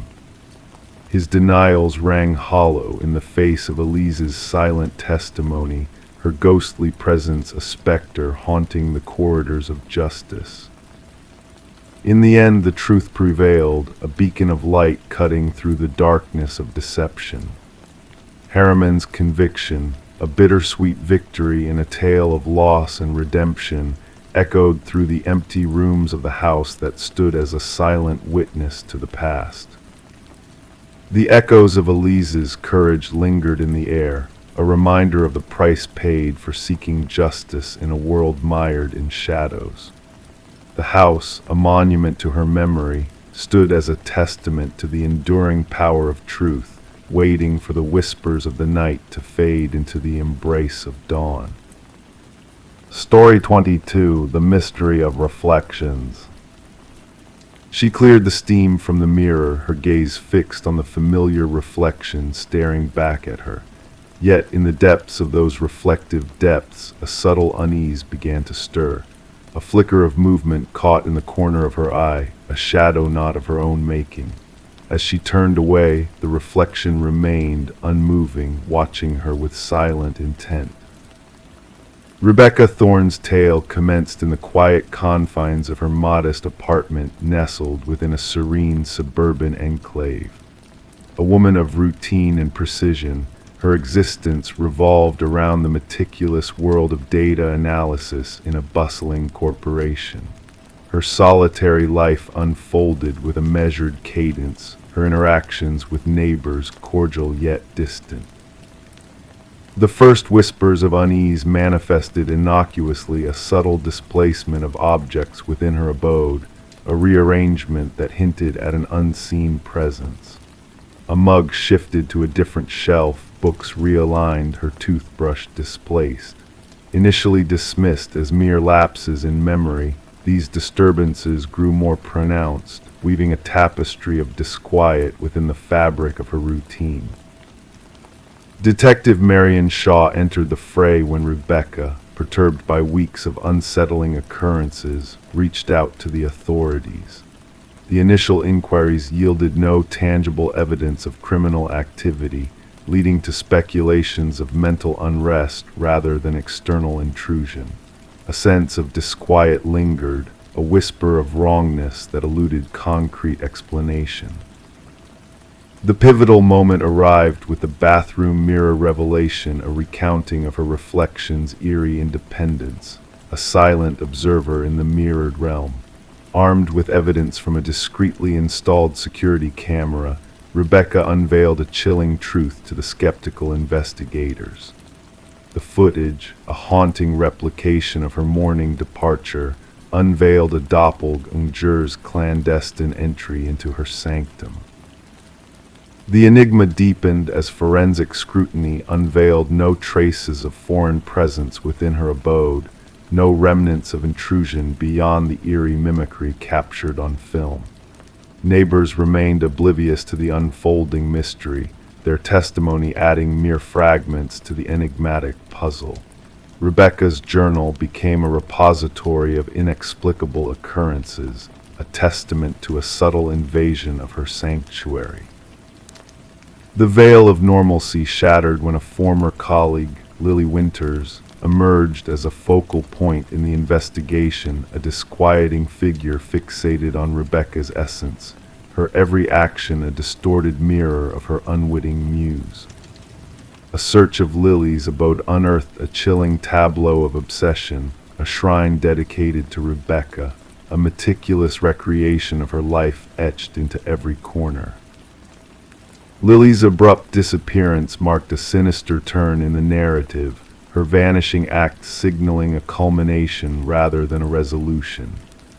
Rebecca, thrust into protective seclusion, bore witness to her usurper's audacious impersonation from afar, a haunting specter of a life stolen echoing through the corridors of her existence. The echoes of the past reverberate through the hallowed halls of law enforcement, a cautionary tale etched in the annals of unsolved mysteries. Rebecca Thorne, now a specter of her former self, guards her newfound identity with vigilance, a testament to the fragility of one's essence in a world where shadows cast by unseen hands can blur the lines of reality. Detective Shaw, keeper of the truth veiled in shadows, gazes upon the haunting portraits of two women intertwined in a dance of deception. In the subtle nuances of their visages, she seeks the elusive distinction between perpetrator and victim, a reminder of the fragility of identity in a world where reflections can distort the very fabric of existence. As the night descends, shrouding the world in a cloak of mystery, remember beyond the realm of mirrors and shadows lies a truth waiting to be unveiled, a tale of stolen identities and enigmatic reflections that linger in the depths of the subconscious, whispering of a reality where the lines between self and other blur into a haunting enigma. Story 23. The package arrived without a trace, no sender's details, no tracking codes, just a plain cardboard box faintly damp from the morning mist. It wasn't meant for Sarah Miller. The address was hers, but the name belonged to a stranger. She hesitated, knowing she should have ignored it, left it untouched on the porch, but curiosity whispered louder than reason. With cautious fingers, she peeled away the tape, expecting mundane contents like books or clothes. Yet what she found inside was a VHS tape, accompanied by a single cryptic note that simply read, "Watch alone." Sarah held the black plastic tape in her hands, sensing an unusual weight, as if it carried secrets too heavy to bear. Her fingertips lingered on the worn edges, feeling the imperfections etched into the plastic casing. The handwritten note bore the urgency of its creator, each stroke pressed into the paper with intent. Outside, the world carried on in its usual rhythm, the distant bark of a dog, the laughter of children, the steady hum of a lawnmower. Unaware of the mysterious delivery that had just entered Sarah's life. Bringing the package inside, she placed it on her kitchen counter, uncertainty clouding her thoughts. The name on the box, Daniel Whitaker, held no significance to her. In her years of living in the house, she had never known anyone by that name. The previous occupants, the Johnsons, had long moved away to be closer to family. Curiosity battled with unease as she eyed her old VCR, a relic of nostalgia. There was something about the tape that beckoned her enigma concealed within the worn black casing. Against her instincts, Sarah slid the tape into the VCR. Static flickered on the screen at first, gradually sharpening into focus. A dimly lit room materialized, illuminated by a single lamp. The camera angle was askew, casting a sense of urgency. A man sat in a wooden chair, his features initially obscured by shadows. "My name is Daniel Whitaker." His voice was quiet yet resolute. "If you're watching this, someone has found you, and they will come for me as well." Leaning closer, his worn face came into view, eyes tired, stubble unkempt, hair disheveled. "I am innocent. I need you to believe that. They have framed me with evidence I never left behind." As the camera trembled, revealing the stark room around him, the truth began to unravel. "They planted everything," Daniel continued, desperation creeping into his voice. "The police will say I knew her, that we fought, that I was there when she died. None of it is true. I only saw Catherine Walsh's face on the news after she was murdered."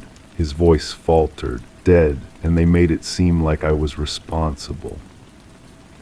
Detective Eliza Ramirez studied the identical VHS tape on her desk, the fifth one to surface. Each tape carried the same plea from Daniel Whitaker, the prime suspect in Catherine Walsh's murder, who had vanished without a trace. The case had seemed straightforward: a woman strangled in her own home, evidence pointing squarely at Whitaker. But the tapes introduced a new layer of complexity, hinting at a darker truth beneath the surface. As Ramirez delved deeper into the investigation, a different narrative emerged. Catherine Walsh, the victim, had been a whistleblower against PharmaCorp, a pharmaceutical giant entangled in a web of deceit. The detective discovered anomalies in the evidence, inconsistencies in witness statements, and mysterious disruptions in surveillance footage. The pieces of the puzzle no longer fit neatly together. A second package arrived at Sarah Miller's doorstep, containing damning documents that exposed the truth behind Catherine Walsh's murder. The investigation took a sharp turn as Ramirez connected with other recipients of the mysterious tapes, unraveling a conspiracy that reached the highest echelons of power. Daniel Whitaker's breadcrumb trail led to a storage unit, where the final pieces of the puzzle lay hidden in plain sight. Justice was served not through dramatic arrests, but through the relentless pursuit of truth. Executives fell, the whistleblower was vindicated, and the corrupt practices of PharmaCorp were exposed. Daniel Whitaker emerged from the shadows, a changed man, his innocence restored. Sarah Miller, the unwitting recipient, found herself at the heart of a story she never sought. In the quiet aftermath, as the VHS tapes were cataloged as evidence, Sarah met Daniel once more. Standing on the same porch where it all began, she asked him the question that lingered in her mind. "Why me? Why send it to my address?" His gaze held a mixture of weariness and resolve. "The algorithm chose you. I needed strangers, unconnected to me or Catherine, to see beyond the lies." And so, in the stillness of that moment, they acknowledged the thin line between truth and deception. The wrong address had led to the right revelation. The tapes, symbols of hidden truths waiting to be unveiled, became a testament to the power of curiosity and the resilience of justice in the face of darkness. Story 24. It appeared in the post, nestled within a simple envelope devoid of any sender's details. A solitary brass key, weathered by the passage of time. The homeowner couldn't place it, yet there was a strange familiarity to it. Trying it in every lock she owned yielded no results. It did not belong to her. However, when she set it down on the coffee table, the ancient grandfather clock in the hallway emitted a solitary, eerie chime despite being in disrepair for years. Sarah Miller alerted the authorities to the peculiar incident following her discovery of the enigmatic key.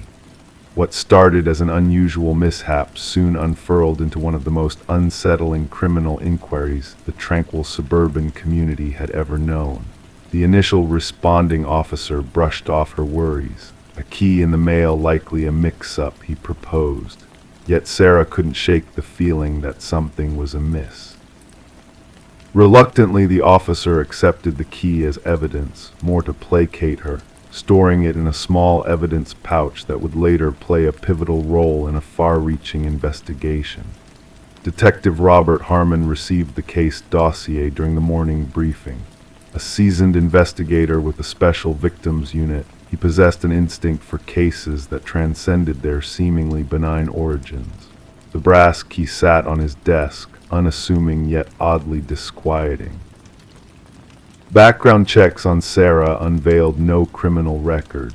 A retired high school English teacher, widowed, with grown children residing across the country. Nothing suspicious in her financial records, call logs, or online presence. She seemed precisely as she presented an unsuspecting recipient of something peculiar. Forensic analysis revealed no fingerprints on the key apart from Sarah's. The envelope divulged nothing aside from a standard postmark from the regional distribution center. No DNA traces, no tangible evidence. The key itself was a run-of-the-mill Schlage, obtainable at any hardware store, albeit well used and several years old. The breakthrough arrived unexpectedly when Detective Harmon decided to run the key's distinct bidding pattern through the department's database.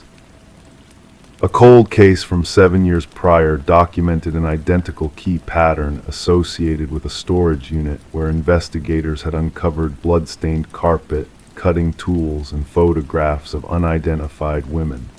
The original investigation had stalled due to insufficient evidence to pinpoint a suspect. Harmon delved into the dusty case files. The detective who had handled the case had retired. The storage unit had been leased under a false identity, paid for in cash. Surveillance footage had long been overwritten. The evidence amassed had produced partial DNA samples, yet no matches in any criminal database. The photos retrieved from the storage unit depicted 5 different women, all appearing unconscious. Only 3 had been identified during the initial investigation, all reported missing but never located. Their cases lingered unresolved, categorized as suspected homicides without bodies. Sarah Miller failed to recognize any of the women when shown the images. She grew increasingly uneasy as the investigation progressed, fortifying her home with new locks and a security system. The query lingered: why had someone sent her this key? Harmon ordered a fresh examination of the original evidence using modern techniques. The partial DNA sample was expanded and cross-referenced with genealogical databases. This led to a distant familial match, a second cousin twice removed from the suspect. Tracing lineage backward, investigators honed in on Harold Jenkins, who had resided 2 streets away from Sarah Miller before vanishing about 6 years ago. His present whereabouts remained unknown. Further scrutiny unveiled that Jenkins had been a substitute teacher at the same school where Sarah taught, though their documented interactions were minimal. His work history exhibited sporadic employment, prolonged unexplained gaps, and frequent relocations. A search of his former residence turned up nothing out of the ordinary upon inspection. Neighbors described him as unassuming, quiet, someone who kept to himself, a familiar narrative that often follows revelations about predators concealed in plain sight. The crucial question lingered: why dispatch the key now? Why to Sarah Miller? Harmon speculated it could be a keepsake, a threat, or perhaps a grim invitation. The hunt for Jenkins intensified. His driver's license had not been renewed, no credit card activity, no tax filings. The digital traces individuals typically leave behind were conspicuously absent, hinting at a deliberate effort to remain untraceable. The true horror of the case surfaced when authorities explored a small cabin registered to Jenkins' deceased mother. Beneath the aged wooden floorboards, investigators stumbled upon a hidden chamber accessible solely through a trapdoor. Inside, meticulously arranged shelves held numerous identical brass keys, each tagged with a name and date. 5 keys matched the women from the photographs. The remaining keys, 27 in total, suggested a chilling implication of additional victims previously unknown to law enforcement. Buried behind the cabin, forensic teams unearthed human remains. The excavation endured for weeks as investigators unearthed multiple bodies in varying stages of decay. Sarah received continuous protection as the manhunt for Jenkins expanded nationwide. Behavioral analysts posited that the key symbolized a twisted invitation, Jenkins singling out Sarah as someone to admire his work. The media christened him the Keymaster, a moniker that raced through national headlines. Fear gripped the community as residents pondered how such horror had lurked among them undetected. Tracking dogs traced a scent from the cabin into the nearby wilderness. Search parties scoured dense woodland areas. Thermal imaging drones scrutinized terrains impassable for ground teams. The manhunt evolved into one of the largest in regional history. A wildlife photographer trekking through remote woods captured an image of an individual resembling Jenkins. The blurry photograph depicted a bearded man with hollow eyes carrying a backpack, journeying deeper into the wilderness. Authorities closed in on the vicinity, establishing a perimeter. Tactical units navigated challenging landscapes while psychological profilers anticipated that Jenkins would not surrender. They surmised he might have readied for this eventuality with concealed supplies and escape routes. The climax unfolded when a patrol officer encountered Jenkins attempting to traverse a river. Rather than yield, Jenkins retreated to higher ground, where he barricaded himself in an abandoned fire observation tower. Negotiators endeavored to establish communication for hours to no avail. When tactical teams eventually breached the tower, they discovered Jenkins deceased from a self-inflicted injury. Beside his body lay a journal detailing his crimes, alongside a brass key identical to the one Sarah had received. Within a waterproof container, investigators stumbled upon further evidence, including pictures, maps marking burial sites, and personal effects seized from victims, a meticulously preserved chronicle of atrocities spanning nearly a decade. The final entry in the journal addressed Sarah directly. "You never noticed me, but I noticed everything about you. The key opens nothing because what I wanted to give you cannot be unlocked with metal, only with recognition. Now everyone will remember my name." The subsequent inquiry identified a total of 32 victims. Families who had agonized over missing loved ones for years finally received closure, albeit accompanied by the unbearable burden of confirmed tragedy. Sarah never returned to her home, unable to reconcile the proximity of horror to her once ordinary life. Examination of the grandfather clock that had mysteriously chimed revealed a concealed wireless receiver Jenkins had been observing, awaiting the moment she received his gift. The case endures as one of the most distressing instances of predatory behavior concealed beneath a veneer of normalcy. Psychological researchers persist in studying Jenkins' writings, seeking insights to identify similar offenders before they strike. And somewhere in an evidence repository, a collection of brass keys rests as a silent testament to lives cut short, each key unlocking nothing, yet revealing a harrowing truth about the darkness that sometimes lurks behind unassuming exteriors. Story 25: The Enigmatic Victorian. She crossed the threshold, the dust dancing in the stagnant air around her. The abandoned house stood frozen in time, its peeling walls and draped furniture telling tales of neglect. Each step she took felt like a journey into a moment suspended in eternity, yet a peculiar mystery lingered in the air, shrouded in a blanket of eerie tranquility. Doors, ordinary portals to other rooms, but in this house they defied logic. Every door she opened led her back to the same parlor, a loop of disorientation that whispered secrets of the uncanny. No matter how she wandered, no matter which handle she turned, the outcome remained unchanged, returning to the heart of the house, the parlor where time seemed to stand still. The front door, her only hope for escape, vanished when she turned back, leaving her trapped in a labyrinth of corridors that led nowhere. The house, once a mere curiosity to the locals, now bore witness to a tragedy that painted its walls with a dark hue of mystery and dread. Detective Sarah Lind stood at the entrance, a silent observer to the somber scene unfolding before her.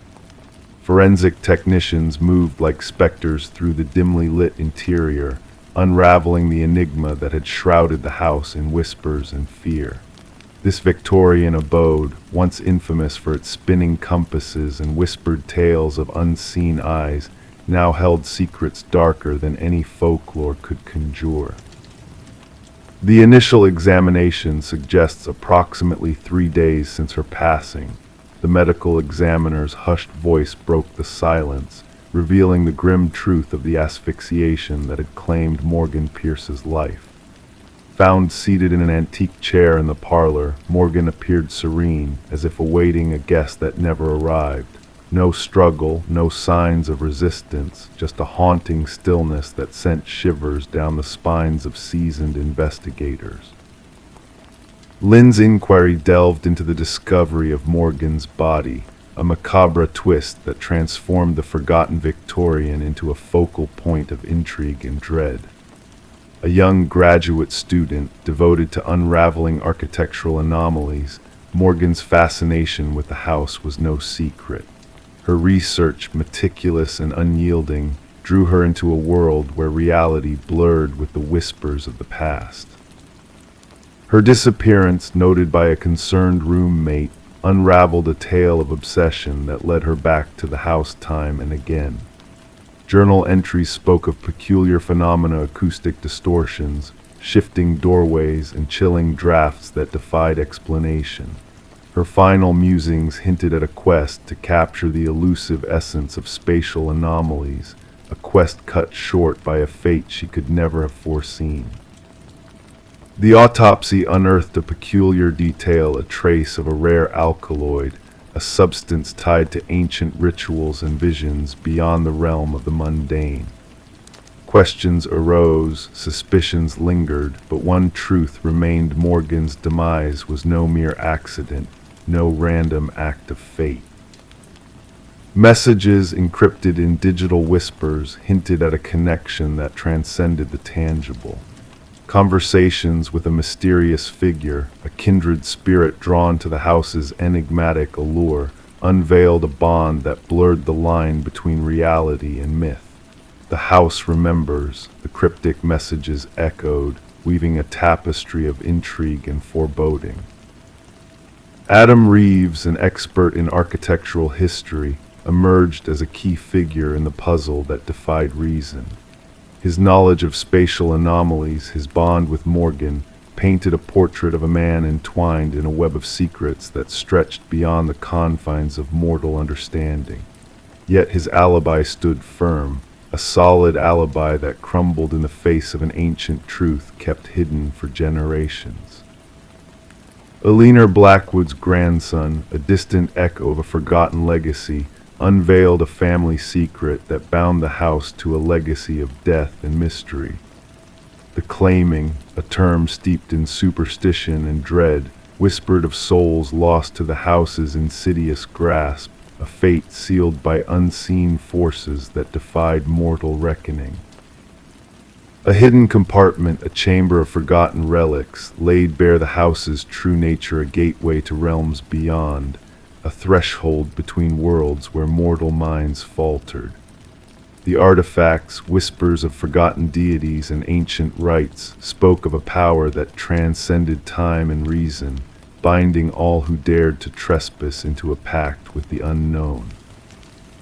Forensic revelations, dust patterns etched with the echoes of a presence unseen, hinted at a specter that lurked in the shadows. Partial fingerprints, alien to known visitors, painted a portrait of a phantom presence that walked the halls of the Victorian, unseen yet undeniably real.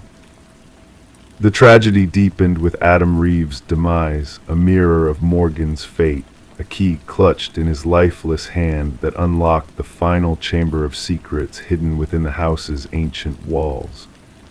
His final words, a testament to the house's insidious hold, echoed through the corridors of time, a warning lost to the winds of eternity. The case, a tapestry of enigmas and shadows, remained open, a testament to the mysteries that lingered within the condemned Victorian's walls.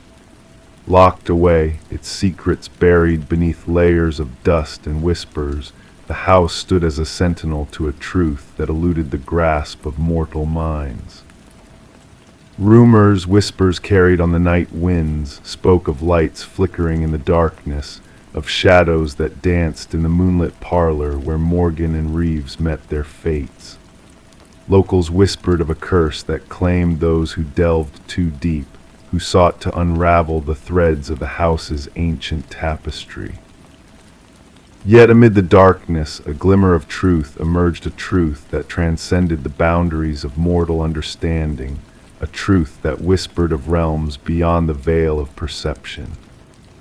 In the spaces between worlds where reality and myth intertwined, the house stood as a beacon of the unknown, a threshold to a realm where secrets slumbered, waiting to be awakened.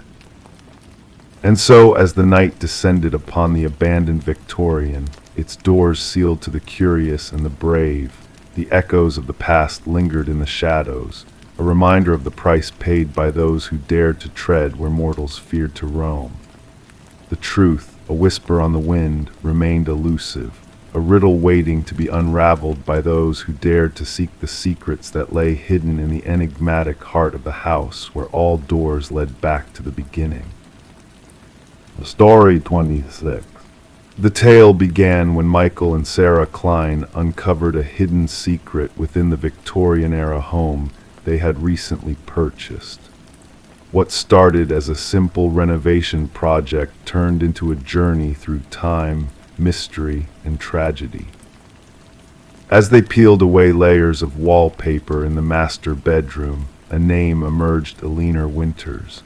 Written in ink, repeated endlessly in a frantic, uneven script, the name seemed to echo through the walls of the old house. Who was Eleanor Winters, and why was her name etched so desperately into the very fabric of the home? Intrigued and unsettled, Michael and Sarah delved into the past, searching for answers that led them down a twisted path of discovery. The name Eleanor Winters seemed to be a ghost from the past, a missing person from decades ago, haunting the present in an unexpected way. The woman who had sold them the house, Margaret Cavendish, bore a striking resemblance to the missing Eleanor Winters. A coincidence or something more sinister at play? The pieces of the puzzle began to fall into place as the Kleins uncovered a web of deception and tragedy hidden within the walls of their new home. Their investigation led them to a shocking revelation: a woman named Rebecca Eldridge, a psychiatric patient with dissociative identity disorder, had assumed the identity of Eleanor Winters after her disappearance. Rebecca's fractured mind had created a complex web of alternate personalities, with Eleanor being one of them. The scrawled name on the wall was a desperate attempt by Rebecca to hold on to reality, to remember the truth buried beneath layers of deception. The walls of the house became a confessional, a prison of guilt and fragmented memories, revealing a chilling story of obsession and betrayal. As forensic teams unearthed long-buried secrets from the backyard, the truth behind Alina Winter's disappearance came to light. Rebecca Eldridge, also known as Margaret Cavendish, was apprehended, her multiple identities collapsing under the weight of evidence. The house that Michael and Sarah had hoped would be their dream home had become a symbol of tragedy, a place where the past bled into the present in the most haunting way. The walls themselves had borne witness to a terrible crime, their silent confession bringing closure to a long-forgotten mystery. And as the story unfolded, the Kleins found themselves caught in a tale of darkness and light, where the past and present intertwined in a dance of secrets and revelations. In the end, justice prevailed, but the echoes of the past lingered in the air, a reminder of the power of hidden truths and the mysteries that lie within the walls of a house. Story 27: The Hidden Room Beneath the House. The realtor's listing made no mention of a basement. The blueprints revealed no trace of it. Yet when the family removed the old carpet, they uncovered a door concealed beneath. A hefty, rusted handle awaited them. It took the strength of 3 to pry it ajar. Stale air, heavy with the aroma of damp earth, greeted them as they descended the steps into the darkness. They expected storage space. Instead, they discovered a solitary chair, a lone light bulb swaying overhead. And on the wall behind, a series of photographs depicting them. Images captured from within their own abode. The Mercer family had settled into the suburban residence amidst the winter's early darkness, when the naked trees of the neighborhood stood stark against the cold sky. The aging 2-story structure, with its worn siding and creaking floors, possessed what they deemed as character, a history they had not bargained for, one that would violently collide with their present. Detective Sarah Connors arrived at the property accompanied by her partner, the crime scene unit already cordoning off the area with fluttering yellow tape.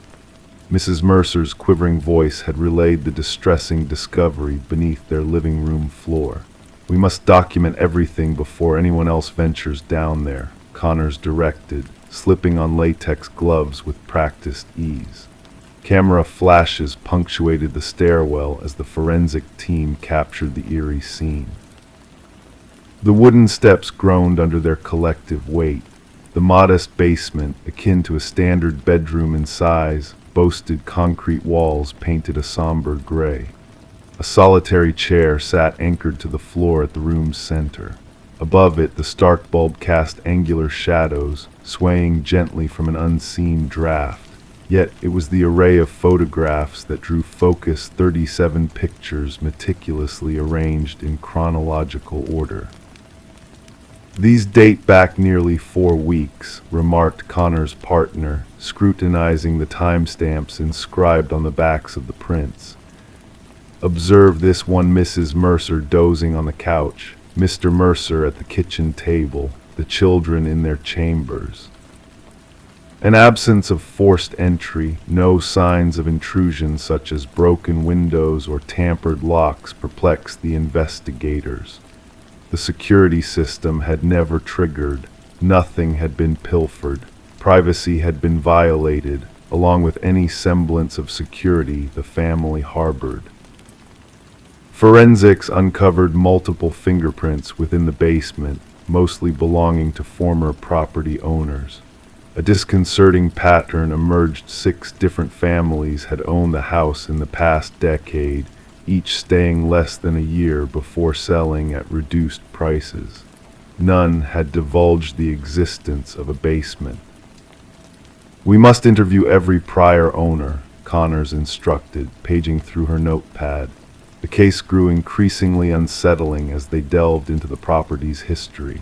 Discrepancies marred the records, blueprints altered between sales, permits filed and retracted, inspection reports with redacted portions. A breakthrough materialized during the interrogation of the contractor who had renovated the house 7 years earlier. His complexion drained upon glimpsing photos of the basement. "Such a room is non-existent," he insisted, his hands trembling. "I gutted that place to its bones. No basement, no door, nothing beneath the living room save dirt and concrete. Data extracted from a hidden memory card within the light fixture unveiled hundreds more images on their evidence boards, not solely of the Mercers, but of preceding families.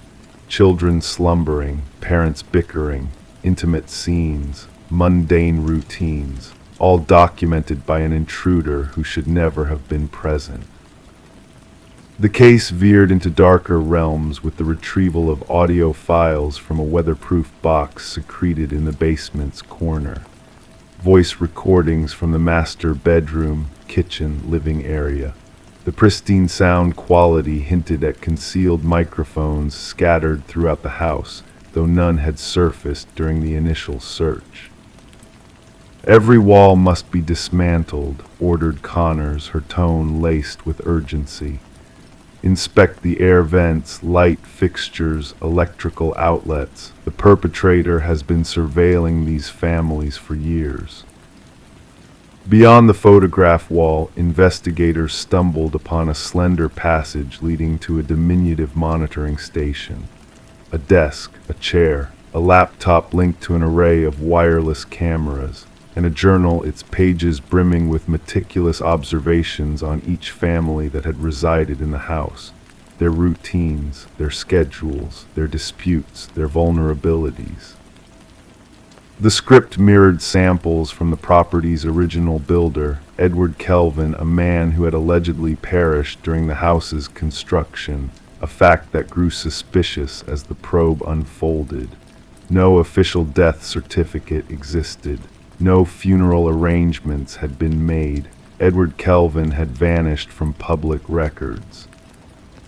The final entries in the journal spiraled into madness. Phrases like "they never glanced downward" and "they never perceived me" recurred.